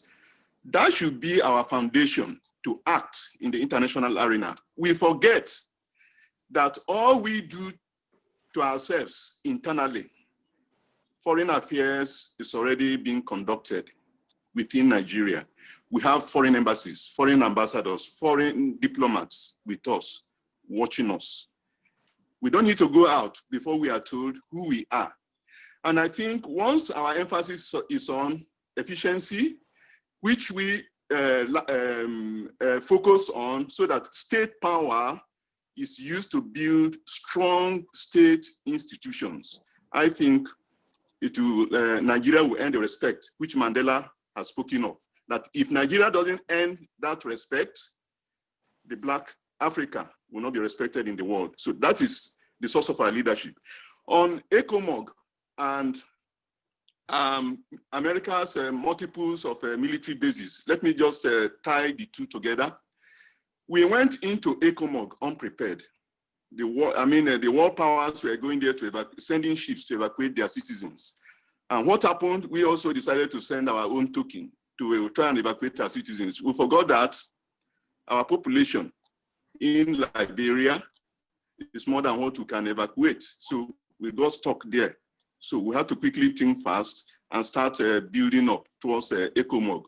So we went into ECOMOG without any concerted. In fact, we didn't think about it. It was when we started getting involved there, we started organizing conferences, thinking about what to do. So if we came out of all these interventions without anything, it's because we don't have strong state institutions that articulate what we should do as a nation. Regarding America's military bases all over the world, please, militaries, the hard power is not being diminished. When Trump addressed the United Nations, I think 2 years ago or so, the first statement he made, if we can remember, he said America is going to spend, his opening statement, America is going to spend this amount of billions on military power, on their military. That is a very profound statement. Whatever you want to do, I mean, in diplomacy, you say you negotiate from position of strength all over the world, they are still going to use it. It's still going to be relevant, no matter the amount of soft power you have to deploy. Thank you very much. That's all I wish to submit. Thank you very much. May I invite Ambassador Ozo, please? Ambassador Ozo. Ambassador Ozo, I believe you are with us. Yeah. Okay.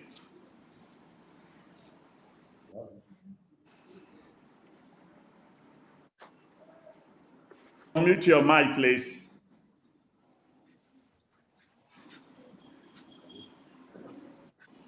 Okay. If Ambassador Ozo, are you ready? Okay. All right. Ambassador Ken Nwachukwu.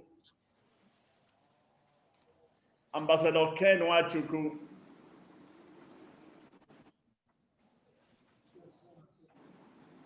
Well, we can't find that. Ambassador Uche Guam. Dr. Uche Guam. Thank you very much. Can you hear me? Yes, please. I wish to thank Professor Faole for his beautiful lecture, no doubt. Before, I don't know, pardon me, this question has been answered, I didn't know, because I had a hectic, a little erratic Wi-Fi here. But if the question has been answered, it has to do with France in West Africa. Before I ask the question, I want to state 2 or 3 indisputable facts. The fact number 1 is that whatever France is doing in West Africa, France is doing it to further its own national interest and not to destabilize Nigeria. Fact number 2 is that France has its highest investment in West Africa in Nigeria and the 3rd largest investment in Africa in Nigeria. Fact number 3 is that Nigeria has not constructively engaged France enough to further its own interest in West Africa without being hindered by French protruding interest. So my question now to Prof is, how do we effectively and strategically engage France to further our interest in West Africa? Is that possible, and how do we do it? Thank you very much. Thank you for your question. Can I invite my friend and brother, Ambassador Abdul Wahab, and I thank you for your patience. Thank you, Ambassador Keshi. Thank you for that good job. And I want to thank the chairman of the occasion, Ambassador Chinade, for shedding light on some of the issues, which I will not be having enough time to enumerate. We thank Ambassador Chinade and also the chairman and also our lecturer, Professor Faole, for brilliant lecture. There's no doubt about that. That is a lot of thought-provoking lecture.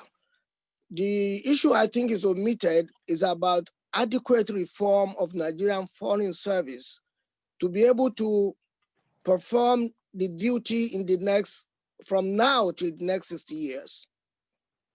For example, I bring in Dean Rusk, American Secretary of State in 1963. He says, foreign policy is about you.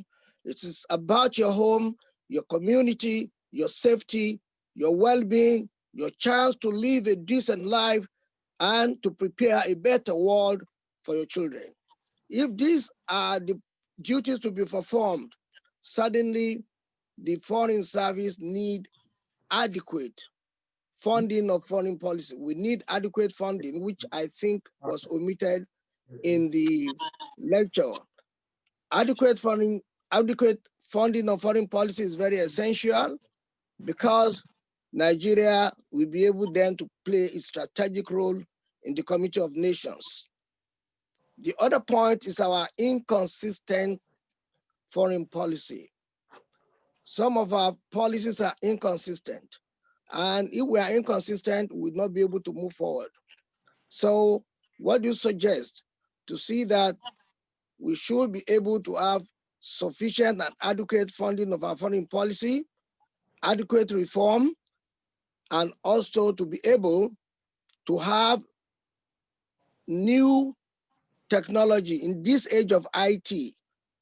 Diplomacy can no longer be performed as we were doing before. I give you a small example.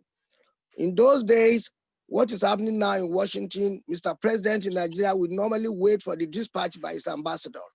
But today it is not necessary. Everybody sees live what's going on in Washington. The only thing the ambassador can add to it is what should be Nigerian approach to such event. Thank you very much for the wonderful lecture, and I appreciate. Thank you. God bless. Thank you, Ambassador. Ambassador Igali, please. Ambassador Igali.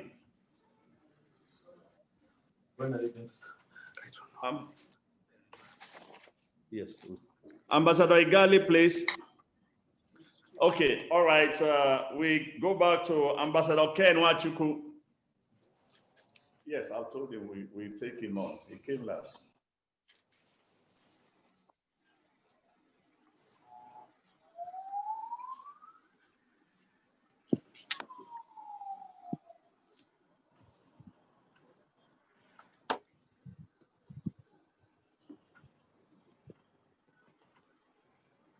Mute your system.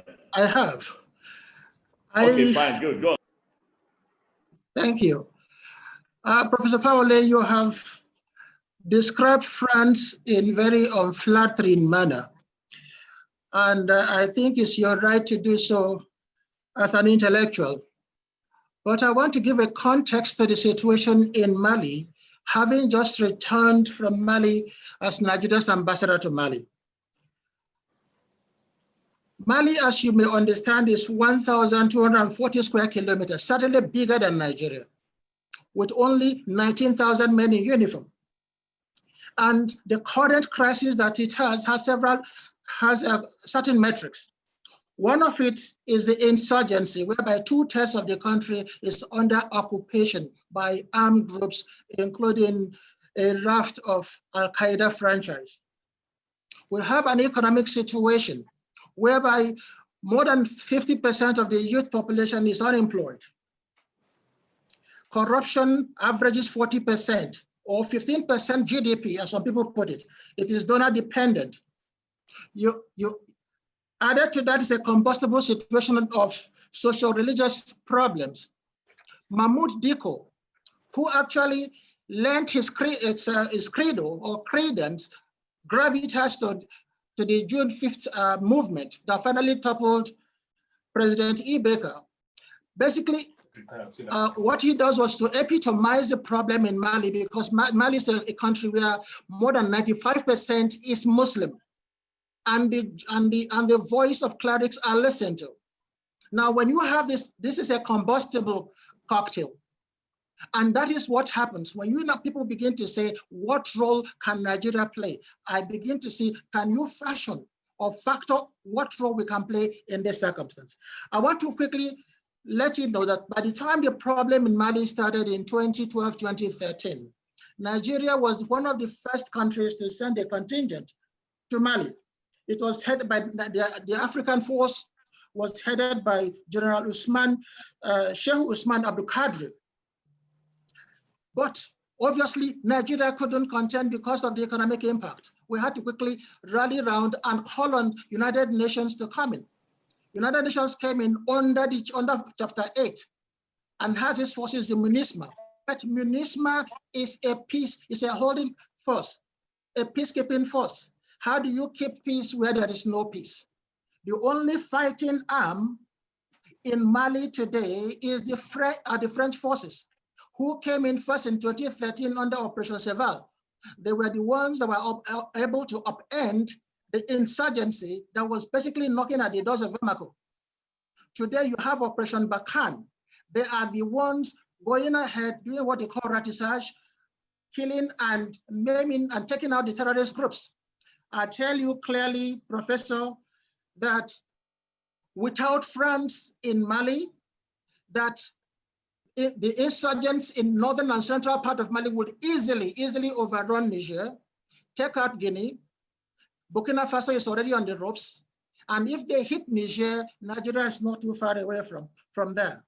So if the United Nations is unable to play a role because we are yet to invoke Chapter 7 of the UN Charter, and we are there under Chapter 8, we are keeping peace that is non-existent.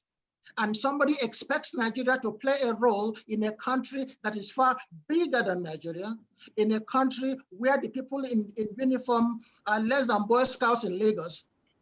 What do you really think? Can you still sustain that argument that France is still the biggest enemy of Africa? I thank you, Prof. Thank you. Thank you, Ambassador. Can I bring in Christy Mbonu, Ambassador Christy Mbonu, please? And thank you for your patience. Unmute your system.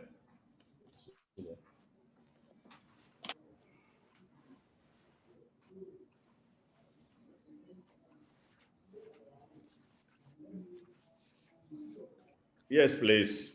You have we're waiting for you.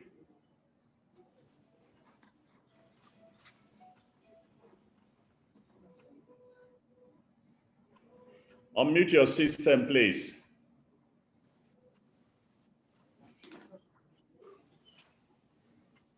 Unmute your system. Okay, while you are trying to sort out your system problem, Ambassador Igali, is he back? Ambassador Igali, Chrissy will come back to you. Ambassador Igali, please. Okay. Ambassador Igali, unmute your system too.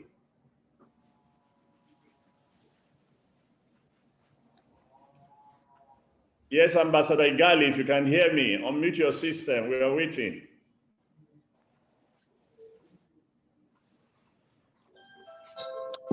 Can you hear me? Yes, please. Go on. Excellency, particularly our senior colleagues and fathers in the profession, Mr. Moderator and the guest speaker. A few of what I wanted to say have already been mentioned, but I would like to commend the guest speaker for the wonderful lecture, and but to warn slightly that we should not be too upbeat by the fact that the United States may be in a somewhat decline. It has been mentioned, and you've explained it elaborately. I still seem to have the impression, looking at all the variables, that for a long time to come, we may need to still deal with American exceptionalism in the global foreign policy equation. So for people that are foreign policy makers or influencers, we need to be very cautious, because even some of the countries, including China, which as far back as 1821, Napoleon called the sleeping giant, still deferred to America, knowing that we would need to deal with America for a long time as a unipolar power. And maybe for some time to come, China may share some bit of the American big pie, but America, I think, will be with us for a long time. Having said that, the other thing I'd like to say is with respect to the domestic influence of Nigeria on our foreign policy. One good thing, Mr. Chairman and moderator, that this series of lectures are brought out is the fact that Nigeria is a great country. There are a lot of issues we have to deal with, but the series on our 60th anniversary have tended to make some think that things are quite hopeless in this country. We've had opportunities to speak, not just in this forum, but sometimes on national television. And we've tended to disagree slightly with a lot of people that we are a country that will, for a long time, also be a force to be reckoned with, not just in Africa, but globally. We may have some situations, and I have had the good privilege, and with all humility, to write quite a bit on some of our former presidents. And my conclusion from my readings and writings on them is that every president, including Iransi, who had just about 6 months to deal with state building, dealt very headlong on the great challenges of Nigeria. I think what is missing, Professor, is the fact that we, the elite, have a lot of work to do. We have to work assertively and redouble our efforts in building a consensus. And I've been making that point throughout this lecture series, in building a consensus on how we want to build this country. A country where there's love, where there's equity, where there's fairness. A country where we're ready to discuss our issues and move forward. That is what we, the elite, owe to this country. But in terms of whether this country will be a key player, yes, if we do that needful, I think we will continue to reposition Nigeria as a critical player. Even in the present dispensation, if we watch, most of African countries still defer to us, and even the great powers of the world still defer to us. We, the elite, only need to work a little bit more to build this country and to make this country a better place for all of us and for our children. Thank you very much. Thank you, Ambassador. Can I invite Professor Bola Akinteriwa, please?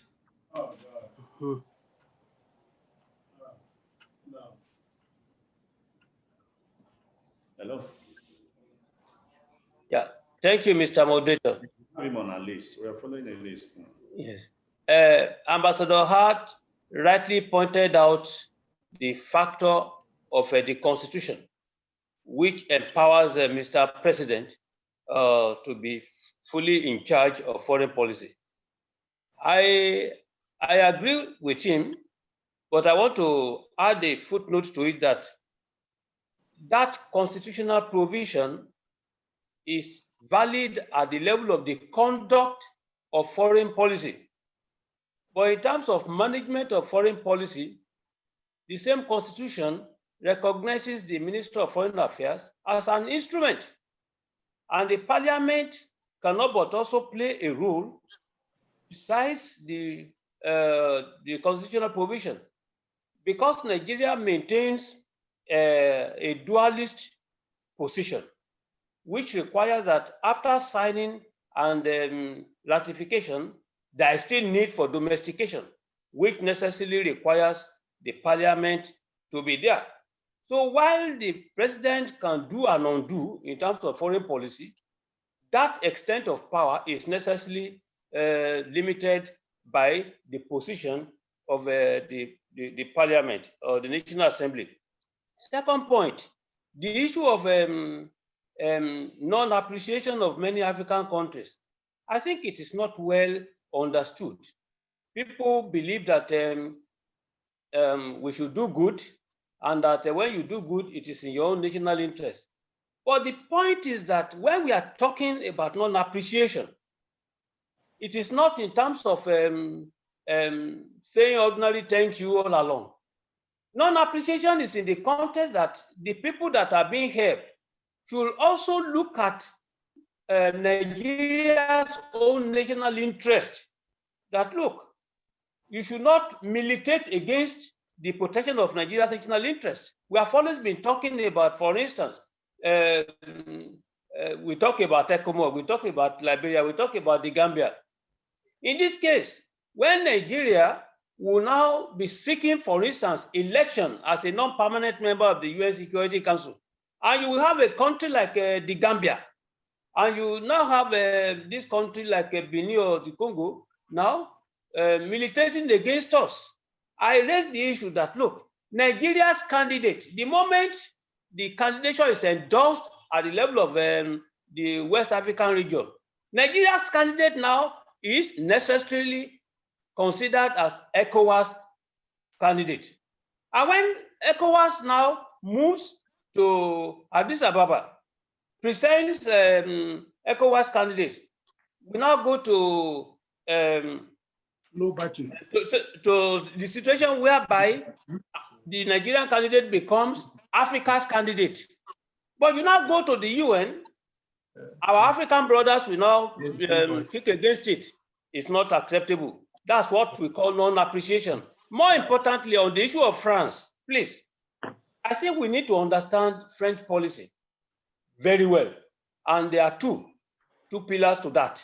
The first pillar is that France does not want Nigeria to be strong enough to use the Francophone neighbors to the detriment of French interests. And vice versa. Nigeria doesn't want France to be used against our own interests. The second pillar is this. When people say, look, French will want to protect their interests, France has adopted the policy since 1960 to date. That's the policy of dichotomy. The dichotomy is between economic interest and political interest. When it is political interest, France doesn't bother. They are at loggerheads, they don't care. But when it is economic interest, France will do whatever is necessary to avoid misunderstanding. During the Civil War, didn't France support Biafra? But France didn't bother about that. Maintained economic relationship, trade was going on, everything. So you see the issue. The lecturer didn't find time to answer Ambassador Okonga's question. Ambassador Okonga's question, if I did listen and understand well, he was saying now that, look, France and the Francophone West African countries have a sort of a privileged special relationship. And she's asking, will it in the foreseeable future be possible for the Francophone West African countries to detach themselves? Will it be possible for them not to continue to listen to France's directives and so on and so forth? That's the question.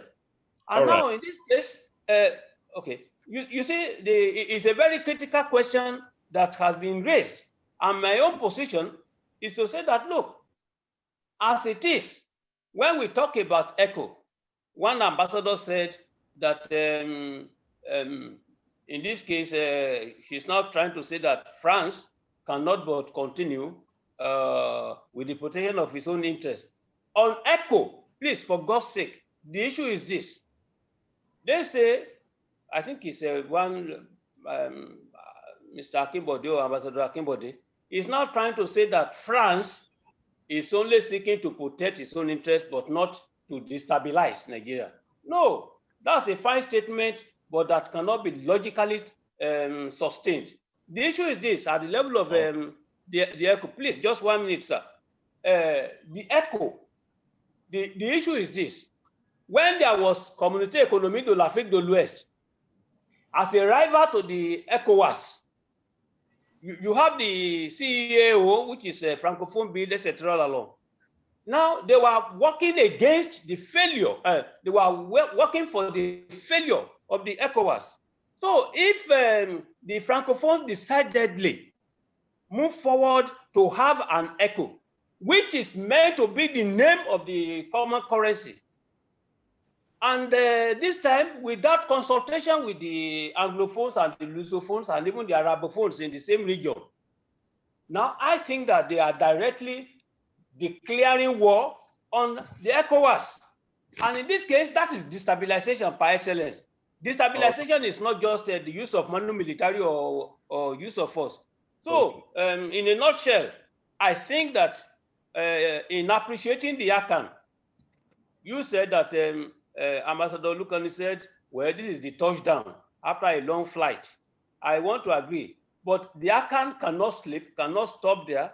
There is the need to organize further reflections on this relationship between Nigeria and France, as well as Nigeria's relationship with the Francophones. Without doing that one, I think we are just still dreaming. I thank you very respectfully. Thank you very much, as always. Ambassador Ozo, I believe you are back. Please make your contribution, Ambassador Ozo.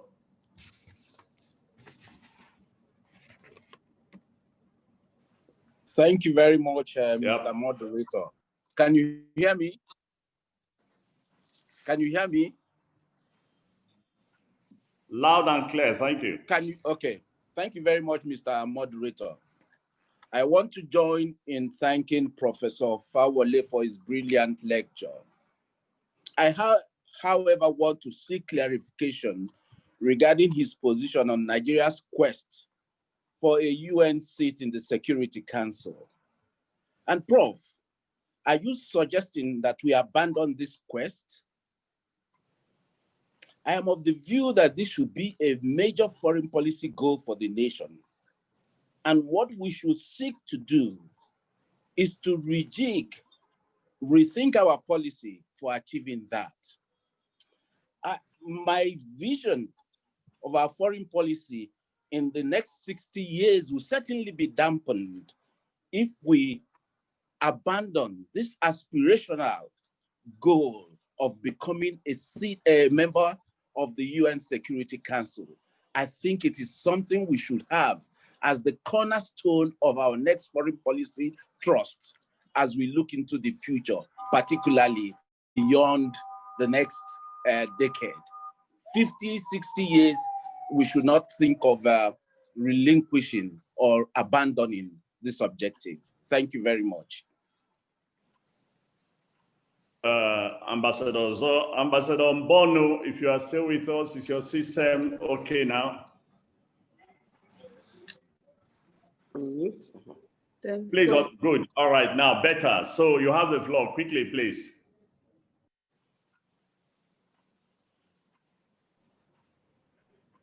Yes, you have the, we heard you a little bit a while ago. Please, yes, go on. Unmute your system, unmute your system. Can you hear me now? Yes, please, go on. Go on.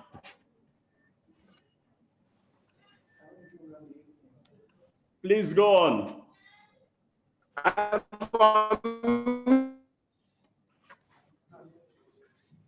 Muted. Can you hear me? Yes, we can hear you. Go on. Thank you for giving me the floor. What for a very comprehensive. I said I want to thank the lecturer for the comprehensive lecture, but I will crave his indulgence. I'm going to differ with what he said on one issue while I will endorse the other one. On this Afrocentric posture, you know, I'm happy Professor Akinterewa just spoke. We had a very vibrant discussion on NT a few days ago. This was the topic. And the conclusion that we derived from there was that no more Father Christmas stand from Nigeria. You know, it pains me that he will continue to say that we should help these people. You know, thank God he also mentioned the xenophobic attacks on Nigeria in South Africa.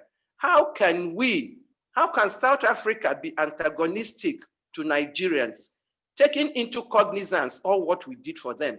You know, even he's telling us that they have Adenuga, they have Dangote and stuff in some of these countries. These are purely commercial and they are deriving benefits. Don't these companies pay taxes? Don't these companies employ the citizens of the countries where they are domiciled? What are we getting from there? I stand and we discussed it at length at that NTA program.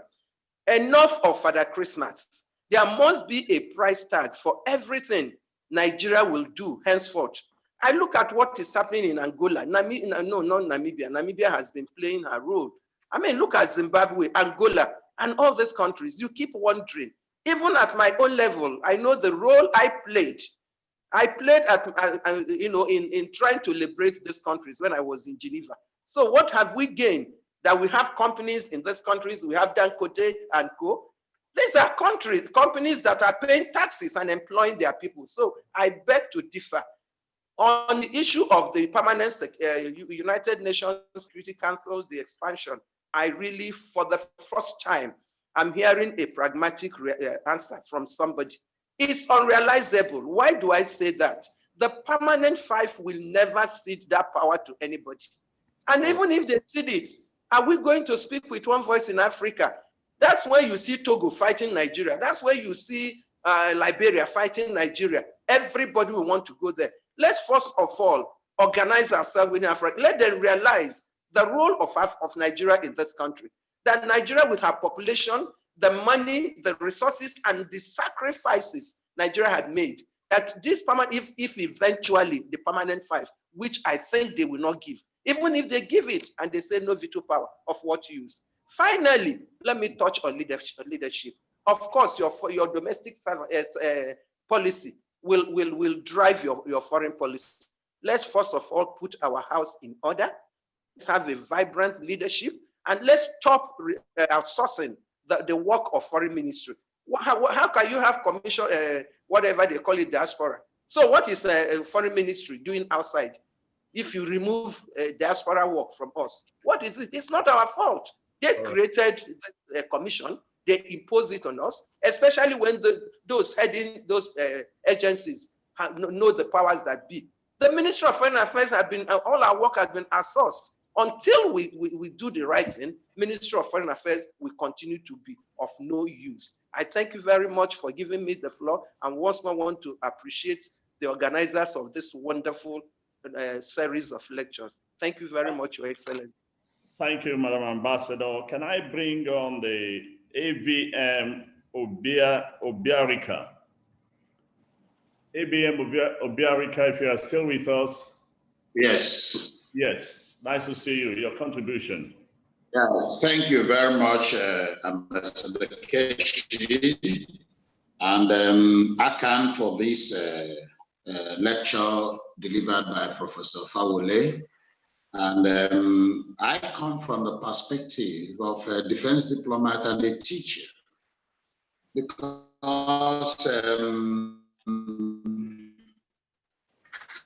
the problem with foreign policy in Nigeria is that the foreign ministry to handle the gamut of things associated with the foreign policy. I once went there with my students to ask for a particular thing, and it was not there. I went to the library in the Abubakar Tafawa Balewa building. It was a shame that you won't even find books on foreign policy in Nigeria. And the next thing is that the Minister of Foreign Affairs performs the job of a national security advisor in the case of using a back channel to do his job. The Minister of Foreign Affairs is a television man. We got to see him speak on issues concerning Nigeria, even since he's the representative of the president, who is the chief foreign minister of the country. And do we do foreign policy outside the internal dimension of the country? It is a boundary activity. If you look at the old definitions provided by the Penguin Dictionary or Professor George Obiozo, the foreign policy of a nation is necessarily a reflection of its domestic reality, and that the common preoccupation of the foreign policy includes the protection of national image, promotion of economic interests, and the enhancement of national security, prosperity, prestige, honors, and peace. I think one way or the other, we lost the route to emancipation of this country and Africa from the international relations menu. And we must build our economy. The next thing is that I haven't seen a proper documentation on foreign policy and defense policy They are the two sides of a coin. You cannot spend the other without the other one without the other one. For instance, if you listen to Maureen Albright when she was US Secretary of State say, any action by so and so country will be made by severe consequences. What she meant that the United States Armed Forces were ready to act in order to enforce the United States foreign policy objectives. That's why the motto of the United States Armed Forces is global power, global reach. And that was why they were able to get Osama bin Laden in Pakistan, about Pakistan. We must begin to talk. Nigeria is not doing well. We must accept it. And the foreign policy cannot go and do well when the internal dimension of the country is poor. We must work on this country. We must discuss. No particular sector should capture federalism, because what we're doing today in Nigeria is that we have federalism without a federal government, and that cannot work. We must talk. Nigeria, like any other state, is a man-made construct. It is not sacrosanct. We must discuss on how we have to move forward in this country. All right. So that everybody will benefit. And that is the only time our foreign policy makers and decision takers will be able to act effectively in the international arena. I was a defense attaché in Paris, and I understand. I covered 8 countries in Europe and the Middle East. I had an opportunity to discuss with people. We must be able to get Nigeria going.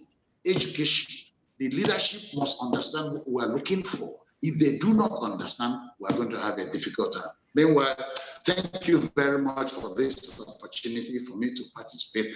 And the moderator, remember, we discussed about the establishment of Council on Foreign Relations in Nigeria. That hasn't been done.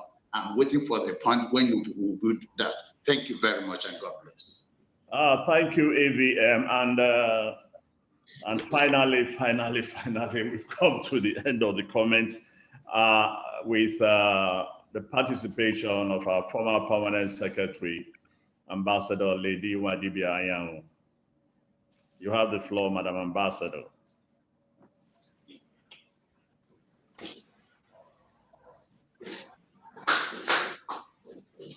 Please unmute your system. Unmute your system. If you can hear me, unmute your system. Please unmute your system if you can hear me.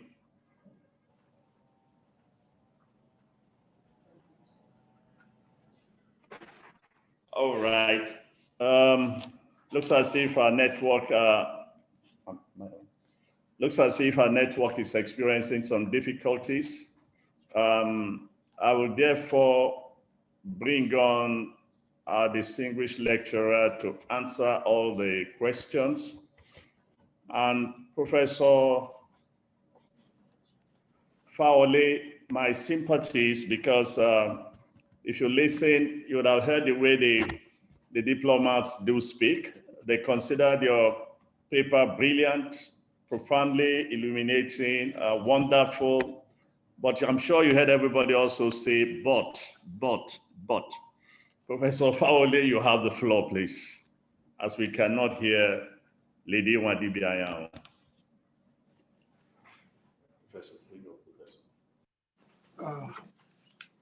Can you hear me, sir? Sorry, I think we now have, sorry. Okay. Please unmute your system. Okay, yes, good. I have. Okay, please go on, sorry. Yes. Oh, I'm very sorry that this keeps on happening to me. I'm very sorry. I apologize to the whole floor. I just wanted to raise to answer a little question that Ambassador Ukonga put. Before I do that, may I also join the others in congratulating the guest lecturer for a very incisive and thought-provoking lecture, which gave us a lot of food for thought. Ambassador Ukonga asked a question which I want to build on what Professor Kinteriwa discussed about France. Ambassador Ukonga asked, is it possible to detach the Francophonie from their dependence on France? That's the question I want to answer, attempt to answer. It is going to be very, very difficult because most of the Francophonie, they depend financially on France to help them balance their budget. And he who pays the piper calls the tune. Besides the economic factor, I don't know, many of you must have interacted with the Francophones. They are very culturally, historically, socially, and I don't know what else, linked to France in their mind because of the French colonial system of, they had two colonial types of system where you could almost be a Black Frenchman. And so most of these elite who are running the country in the Francophone countries are very much of that mindset. They even think of Paris as their metropole, that is as their capital. That's why you see all their, before you can go to anywhere in Africa, in French West Africa, or in any of the Francophone countries, you have to touch first Paris. I remember when General Ike Nwachukwu at some of the delegations he led to the Francophone countries begged them that ECOWAS should establish an ECOWAS like an air freak, but an ECOWAS one that will be able to service all the countries in the ECOWAS region. I just want to say that the only way that we can go about it is to approach the French and approach the Francophone. If you think that the Francophone will be, that will be easy to discharge French-speaking West African countries from France, it's going to be a very difficult task. But if we have a two-pronged approach, stating our own, like every other country, France has its own interests to protect. If we can have a rapprochement with France and a rapprochement with the Francophone countries, I don't say that they will be detached, but they can buy into some of the things that Nigeria wants to do in the ECOWAS. That is my very little contribution to today's lecture. But I want to thank the whole of ACAN for this wonderful series. And some of us who are IT challenged, we are trying through this series, getting better and getting better. And therefore, what we've said about education and re-education, retraining and retraining is important. And I want again to say, as Dr. Bugaji said, it is for the elite to continue to present a worldview of where they want Nigeria to be. If they say it often enough, many times, over the years, then perhaps all these things we have raised of letting Ministry of Foreign Affairs be the only voice to talk, of doing this and that will be achieved. Thank you very much. Thank you, Madam Ambassador. Professor, you have the floor again. And as I said before, my sympathies, you know, and I repeat what I said. You heard all what the diplomat said. We love your lecture, been wonderful, illuminating, fantastic. But, Professor, please unmute your system. Good. You can hear me now, sir? Yes. Oh, thank you very much, Ambassador Keshi, for your sympathies. As a teacher, I'm used to intellectual disputations and disagreement and things like that. So it's part of the territory for us as school teachers. Let me start by isolating a few people and thanking them or appreciating them for the comments that they have made. I start with Ambassador Ayo Lukani. Very, very enlightening comment. It's well taken. I'm not going to comment on that because it's not a question. Ambassador Egali, thank you so much for your comments. Ambassador Anya, who has just helped me to answer the questions on France, and I don't think I need to go to that anymore. Air Vice Marshal Obiarika, thank you so much for your comments, are also well taken. And I won't forget my very good friend and intellectual sparring partner, Professor Bola Akinteniwa. Thank you so much for the explication. I really appreciate all of you. Now, the important thing I must stress is this. My lecture is not on domestic politics, it's on building a scenario for the future of Nigeria in the world. And in the last couple of days, all the other lecturers that have come on this platform have dealt with such issues, Matthew Hassan Kuka, Usman Bugaje, and others. So that's why I'm not paying so much attention to domestic politics. Now, but let me say one thing, because I want to respond specifically to Ambassador Nwachukwu. Let me say one thing, first and foremost. As a scholar, it is unscientific for us to generalize from a specific. You took on the issue of Mali, and you explained it very well. And you are a very experienced person as far as Mali is concerned. Mali is a specific example. You cannot generalize about French policies in Africa or French foreign policy in general by taking Mali alone. So I mentioned Mali only as an example in the range of things that I talk about. I never focused on Mali. But let me say this. Before you defend French in Mali, you have to go back into history. The problem that Mali is today was created deliberately by the French. And so if all these countries are unstable today, it is because that is the way France created them. It was deliberate, it was purposeful. And so when these countries are now combusting and France is coming in to help put out the fires and things like that, and we are clapping for them that they are doing good, no. They're just back at the scenes of the crime that they have committed. I think I should leave it at that. I have not been very unfair to France. If you know the history of French policies in Africa, the overthrow of government, the assassination of leaders, the destruction of economies and things like that, you will probably not have serious sympathies for them. Looking at French activities in Mali is not enough to judge French policies in Africa. Let me rest it at that, but then go quickly to Ambassador Hart.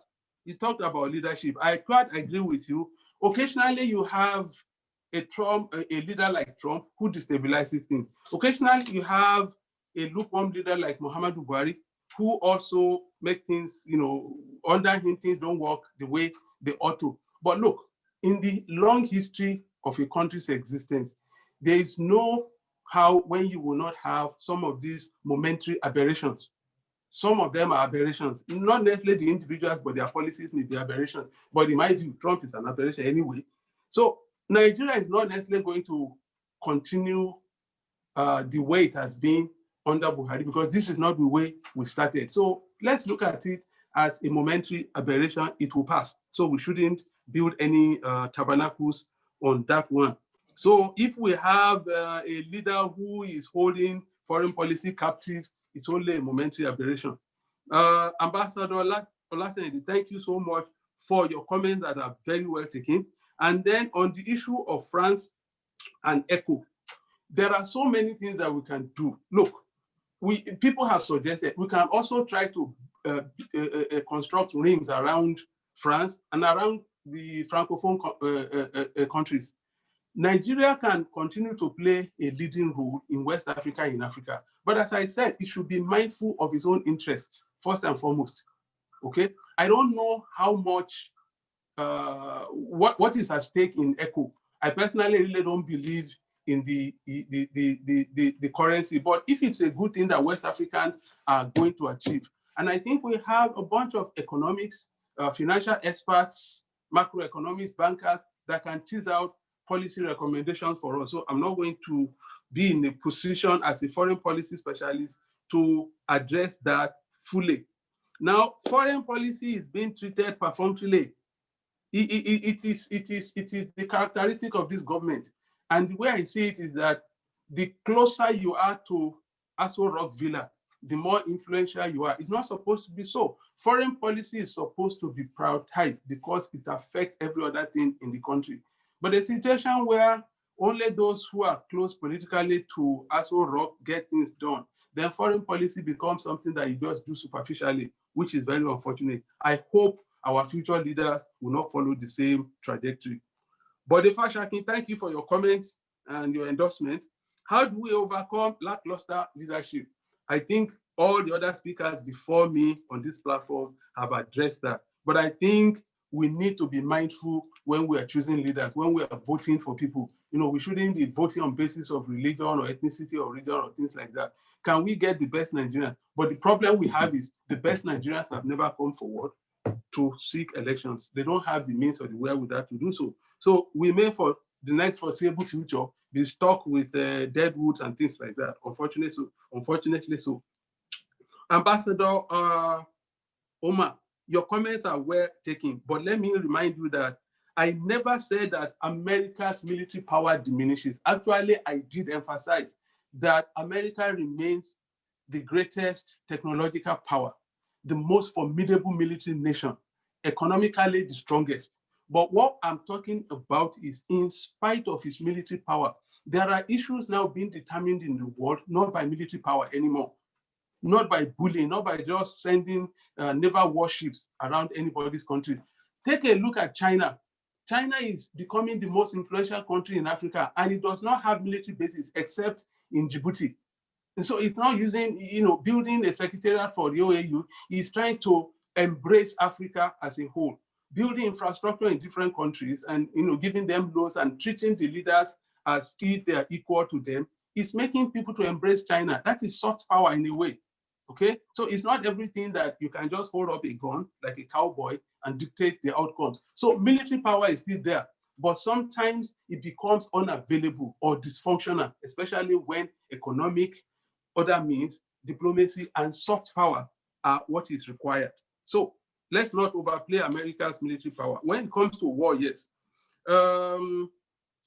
Dr. Uche Guam, I think Ambassador Anyanwu has, and others have helped on France, have helped me to answer your question, and Professor Akintayiwa too. So, but Nigeria must continue to strategically engage France over our national interest. France is a major country in the world. We cannot wish it away. Whether we like it or not, it is one of the great powers that we have to relate with it. So we need a constructive foreign policy that will not undersell Nigeria's interest, that will not sell out Nigeria's interest to France. But we need continuous engagement with all countries. Ambassador Abdul Wahab. Adequate reform of the Nigerian Foreign Service. I already addressed that in the lecture. I actually, somebody might even think I'm sucking up to the ambassadors by talking about rejigging Nigeria's foreign policy. No, it's because it should be the infrastructure for foreign policy making and implementation must be thoroughly rejigged. I talked about funding it and other things like that. So, but thank you very much for your comments. Now to Ambassador Christine Bonu, pardon my pronunciation if it's not correct. Afrocentric policy. I never at any point in the lecture say that Afrocentric policy is the same thing as Father Christmas. No, other people might have said that, not me. An Afrocentric policy means that we prioritize Africa. It is our immediate neighborhood. Look, nation states of the world are fixed geographical entities. They cannot move away from their neighbors. Nigeria is stuck in Africa. It's an African country. You cannot wish that away. For it to be relevant, it has to be concerned about what happens in Africa. First and foremost, within the boundaries, within the territories of immediate neighbors, because they may impact on us. And then the other outlying neighbors. We have to be, particular about what happens to them. On the one hand, Nigerians will complain about foreign interference in Africa. On the other hand, when other African countries require assistance, they'll say that it's not our business to help them. So if they then receive external assistance that come with strings attached, that negates Nigeria's interest, and then we're going to be here sulking again. You see, we cannot have it both ways. Nigeria has to do the needful. I'm not saying we should spend money frivolously. I'm not saying we should distribute gifts. I'm not saying we should be a Father Christmas. But to say that we're not going to have an Afrocentric policy will be very myopic, in my understanding. I think finally, before finally, Ambassador Ozo, I still believe, and I think Ambassador Anyanwu, or is it Ambassador Anyanwu or Ambassador or Mbonu that answered it for me? Look, Nigeria's quest for a permanent seat in the Security Council is a forlorn hope.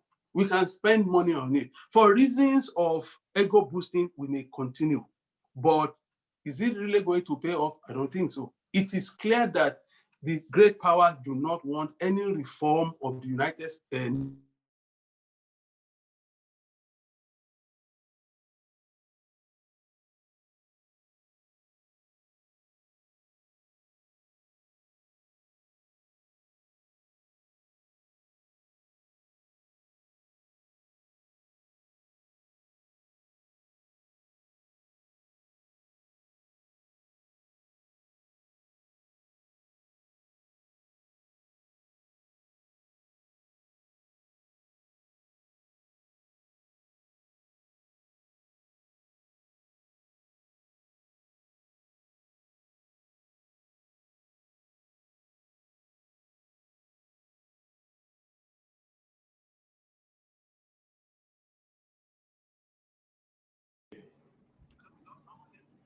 No, that's not the next one.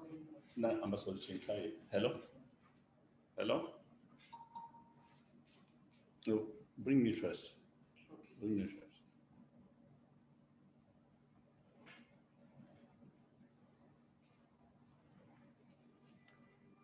Bring me first. I'm sorry, ladies, excellencies, ladies and gentlemen, we have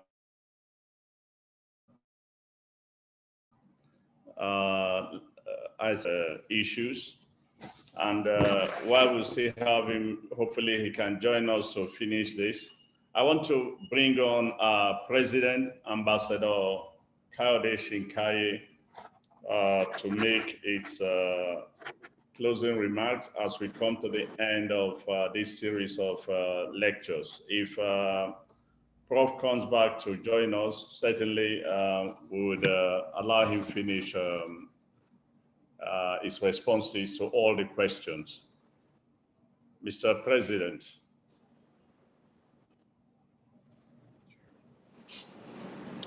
Yeah, thank you very much, Joe.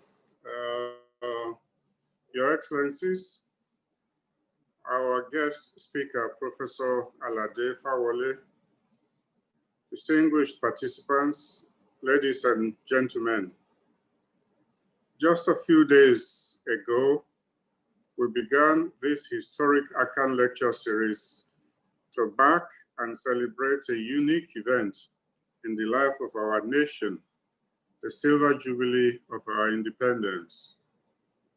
It required a lot of work, particularly by a very small but committed group in our association, led by the second Vice President, Ambassador Joe Chiedu Keshi.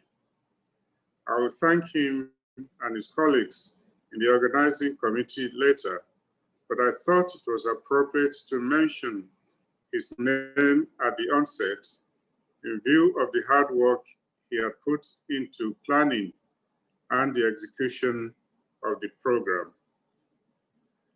Ambassador Keshi, in his opening remarks today, has already mentioned the various topics and our guest speakers who expertly handled their subjects.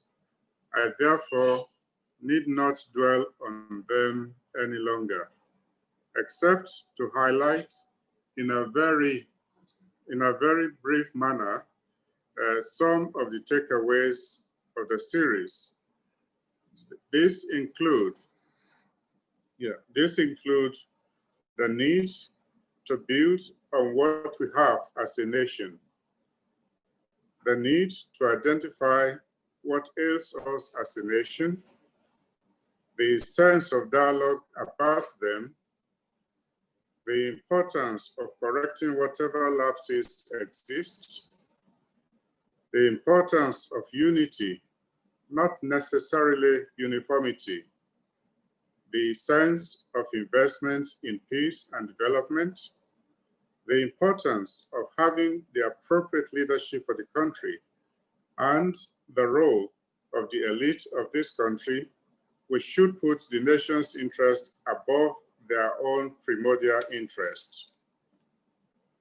ACAN's conclusion is that as difficult as the challenges facing the country might be, no one, I repeat, no one envisages or advocates for the breaking of the bonds that link us together as a nation.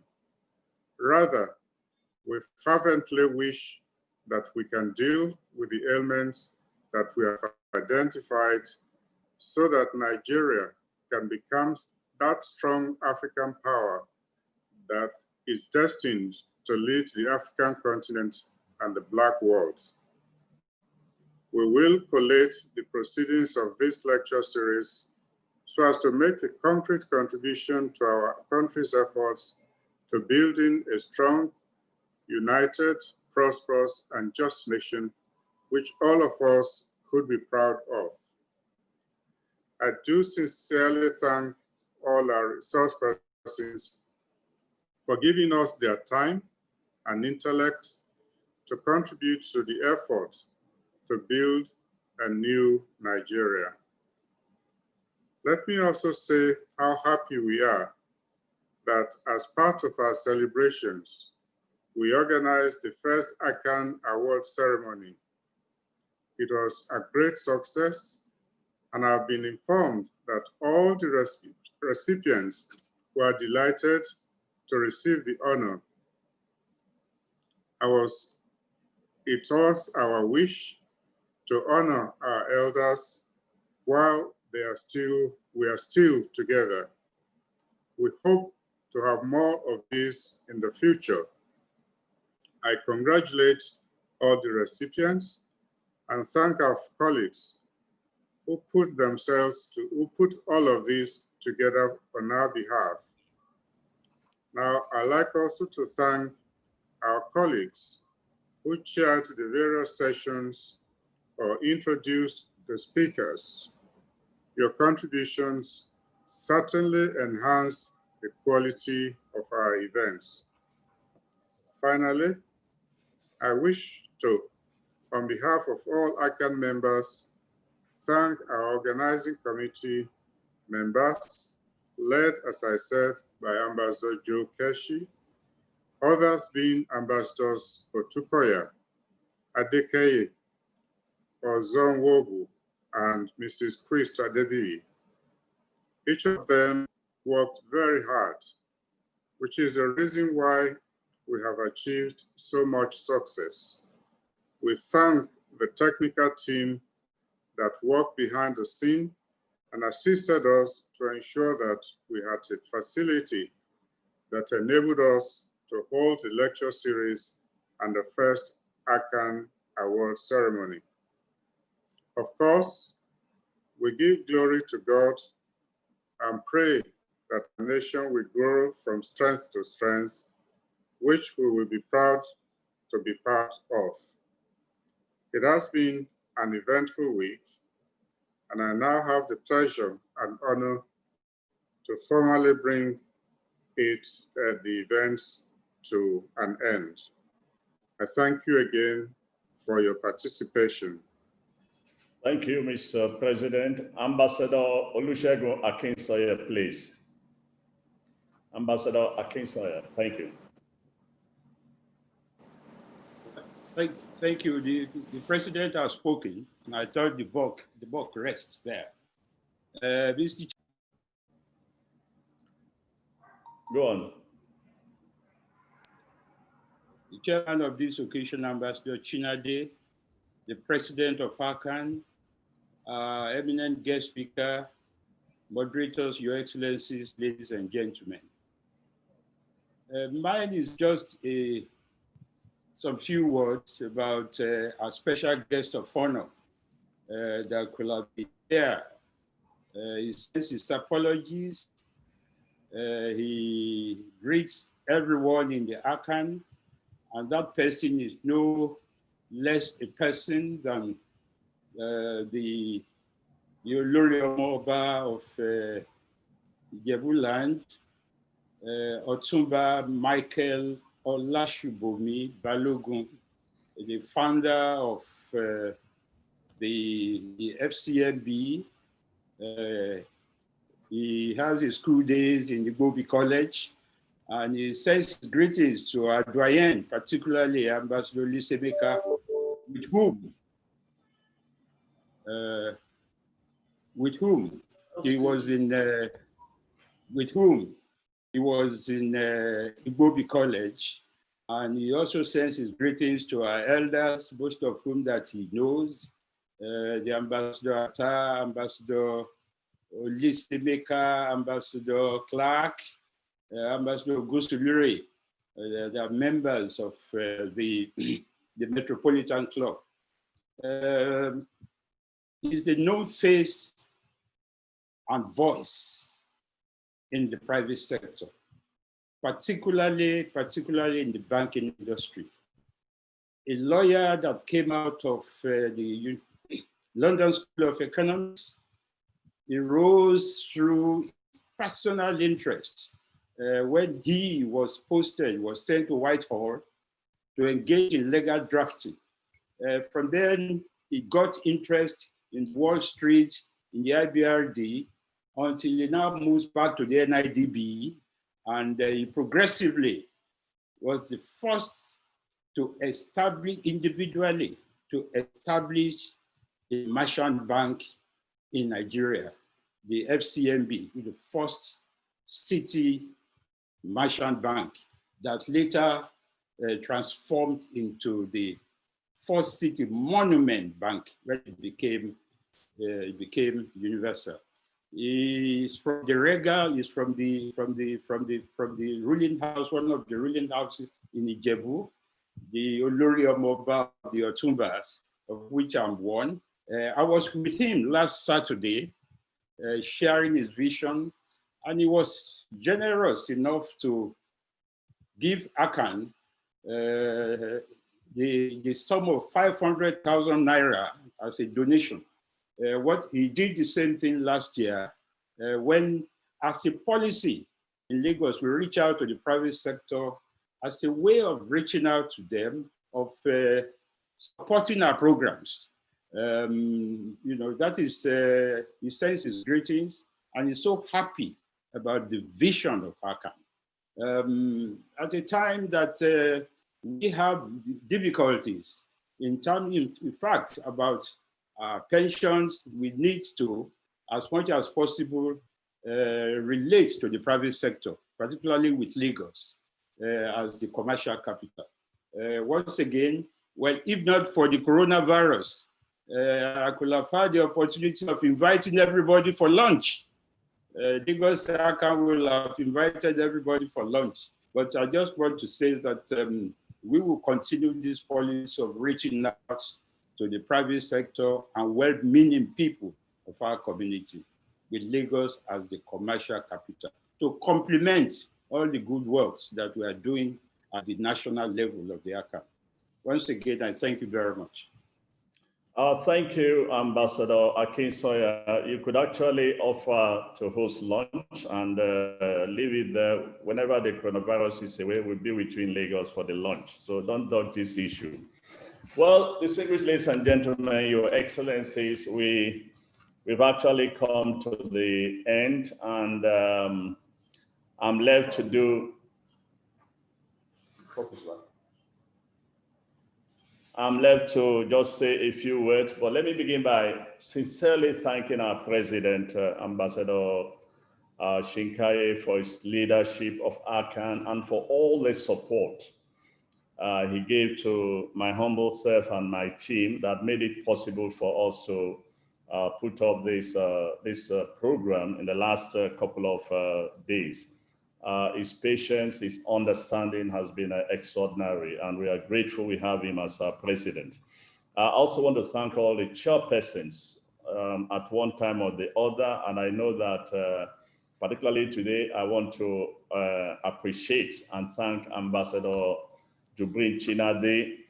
One striking thing that happened in the course of putting this program together was that neither the speakers nor the chairpersons actually thought for a second before saying yes to us.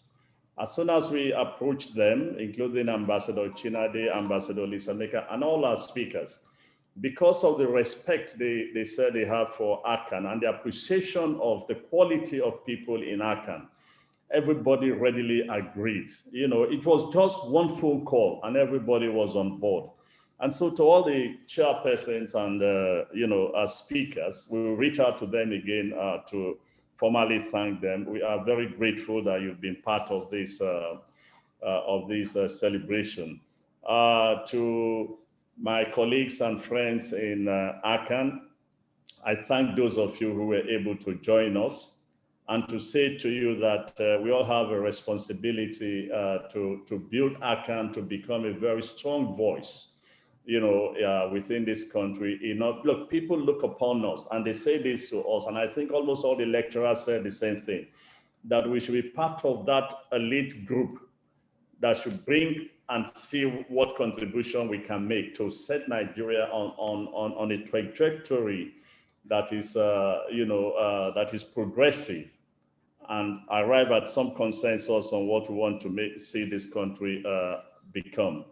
But my greatest thanks goes to my team, Ambassador Zo, Ambassador DK, Ambassador Tukoya, and Lady Ambassador Quist. In terms of ideas, in terms of implementation, dedication, and commitment, honestly, they've been simply wonderful. They've been fantastic. And for me in particular, it's been a joy working with all of them. And Julius, our technical partner here, we are most grateful. Ladies and gentlemen, before we say our final thank you, the Prof is back, and I think we can have him say the last word and thank him before he leaves. Prof, we are sorry, but we are glad you are back to finish your answers. Thank you, sir.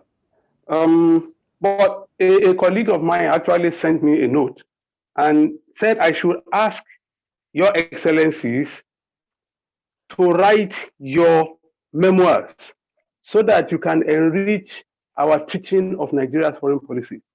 We have seen quite a few memoirs written by some of your colleagues, Ambassador Rimdab, Ambassador Olufemi George. I can name Ambassador Dapo Fafura. I have quite a few of the books, and they enrich our teaching. We are expecting more from the rest of your excellencies. So my colleague said I should do that. Otherwise, we will accuse you of robbing us of the material to teach full and comprehensive foreign policy for Nigeria. And finally, he also asked me to let you people know that appreciation is a function of telling your own stories the way you need to tell them. For example, according to him, the South Africans are changing the narrative now. They are not telling the stories of what Nigeria did during apartheid. They instead are telling the stories of just what they did and perhaps what they did for other countries. So if Nigerians are not part of this narrative, how can we then get other countries or people in other countries to recognize Nigeria's achievements? How can we then expect some respect or appreciation from them if they don't know what we have done? And I think, to conclude, one of the ways to do it is if your excellencies will put into writing, maybe with the assistance of other people, your career experiences, we will have a full dose of materials with which you can teach Nigeria's foreign policy, and then maybe gallivant around Africa and the rest of the world to be able to proudly say, this is what Nigeria stands for in the community of nation states. I want to appreciate your excellencies for giving me the opportunity to say, as we sometimes say in academia, to sound off. if I've done anything, I think I've just sounded off. And all issues cannot always be resolved in one single lecture like this. So I believe that we'll continue the interactions and interventions at different levels. I really appreciate you, and I wish ACAN very well. Thank you very much, Your Excellency. And on behalf of the President and members of ACAN and all the participants who have listened to you this since 11 o'clock, Professor, we want to thank you most sincerely. Everybody who has asked one question or the other has described your lecture as thought-provoking, profoundly illuminating, incisive. You just name it. They provided all the adjectives that you can think of. And I think we've learned a lot, and the interrogation and the questions and answers has left us today with very fascinating conversation that we've had in the last 2 hours. And so, Prof, we want to thank you and assure you and your colleagues in IFE and all other universities, not just that a couple of colleagues and us all are working on our memoirs, but more especially, we also want to say that we stand to help the universities in one way or the other, because it's not enough to say that this is a pool of highly, experienced lecturers that can impact on the academics. We certainly look for that we can also work with the universities, to upgrade in terms of discussion, foreign policy in this country. It's been left to the diplomats and the universities. I think we need to find a way to make it part of public discourse. And on that note, Your Excellencies, Mr. Chairman, Ambassador Chinade, our doyen, my dear colleagues and friends, we've come to the end of our lecture series. Thank you so much for being part of it all, and may God bless you all. Thank you.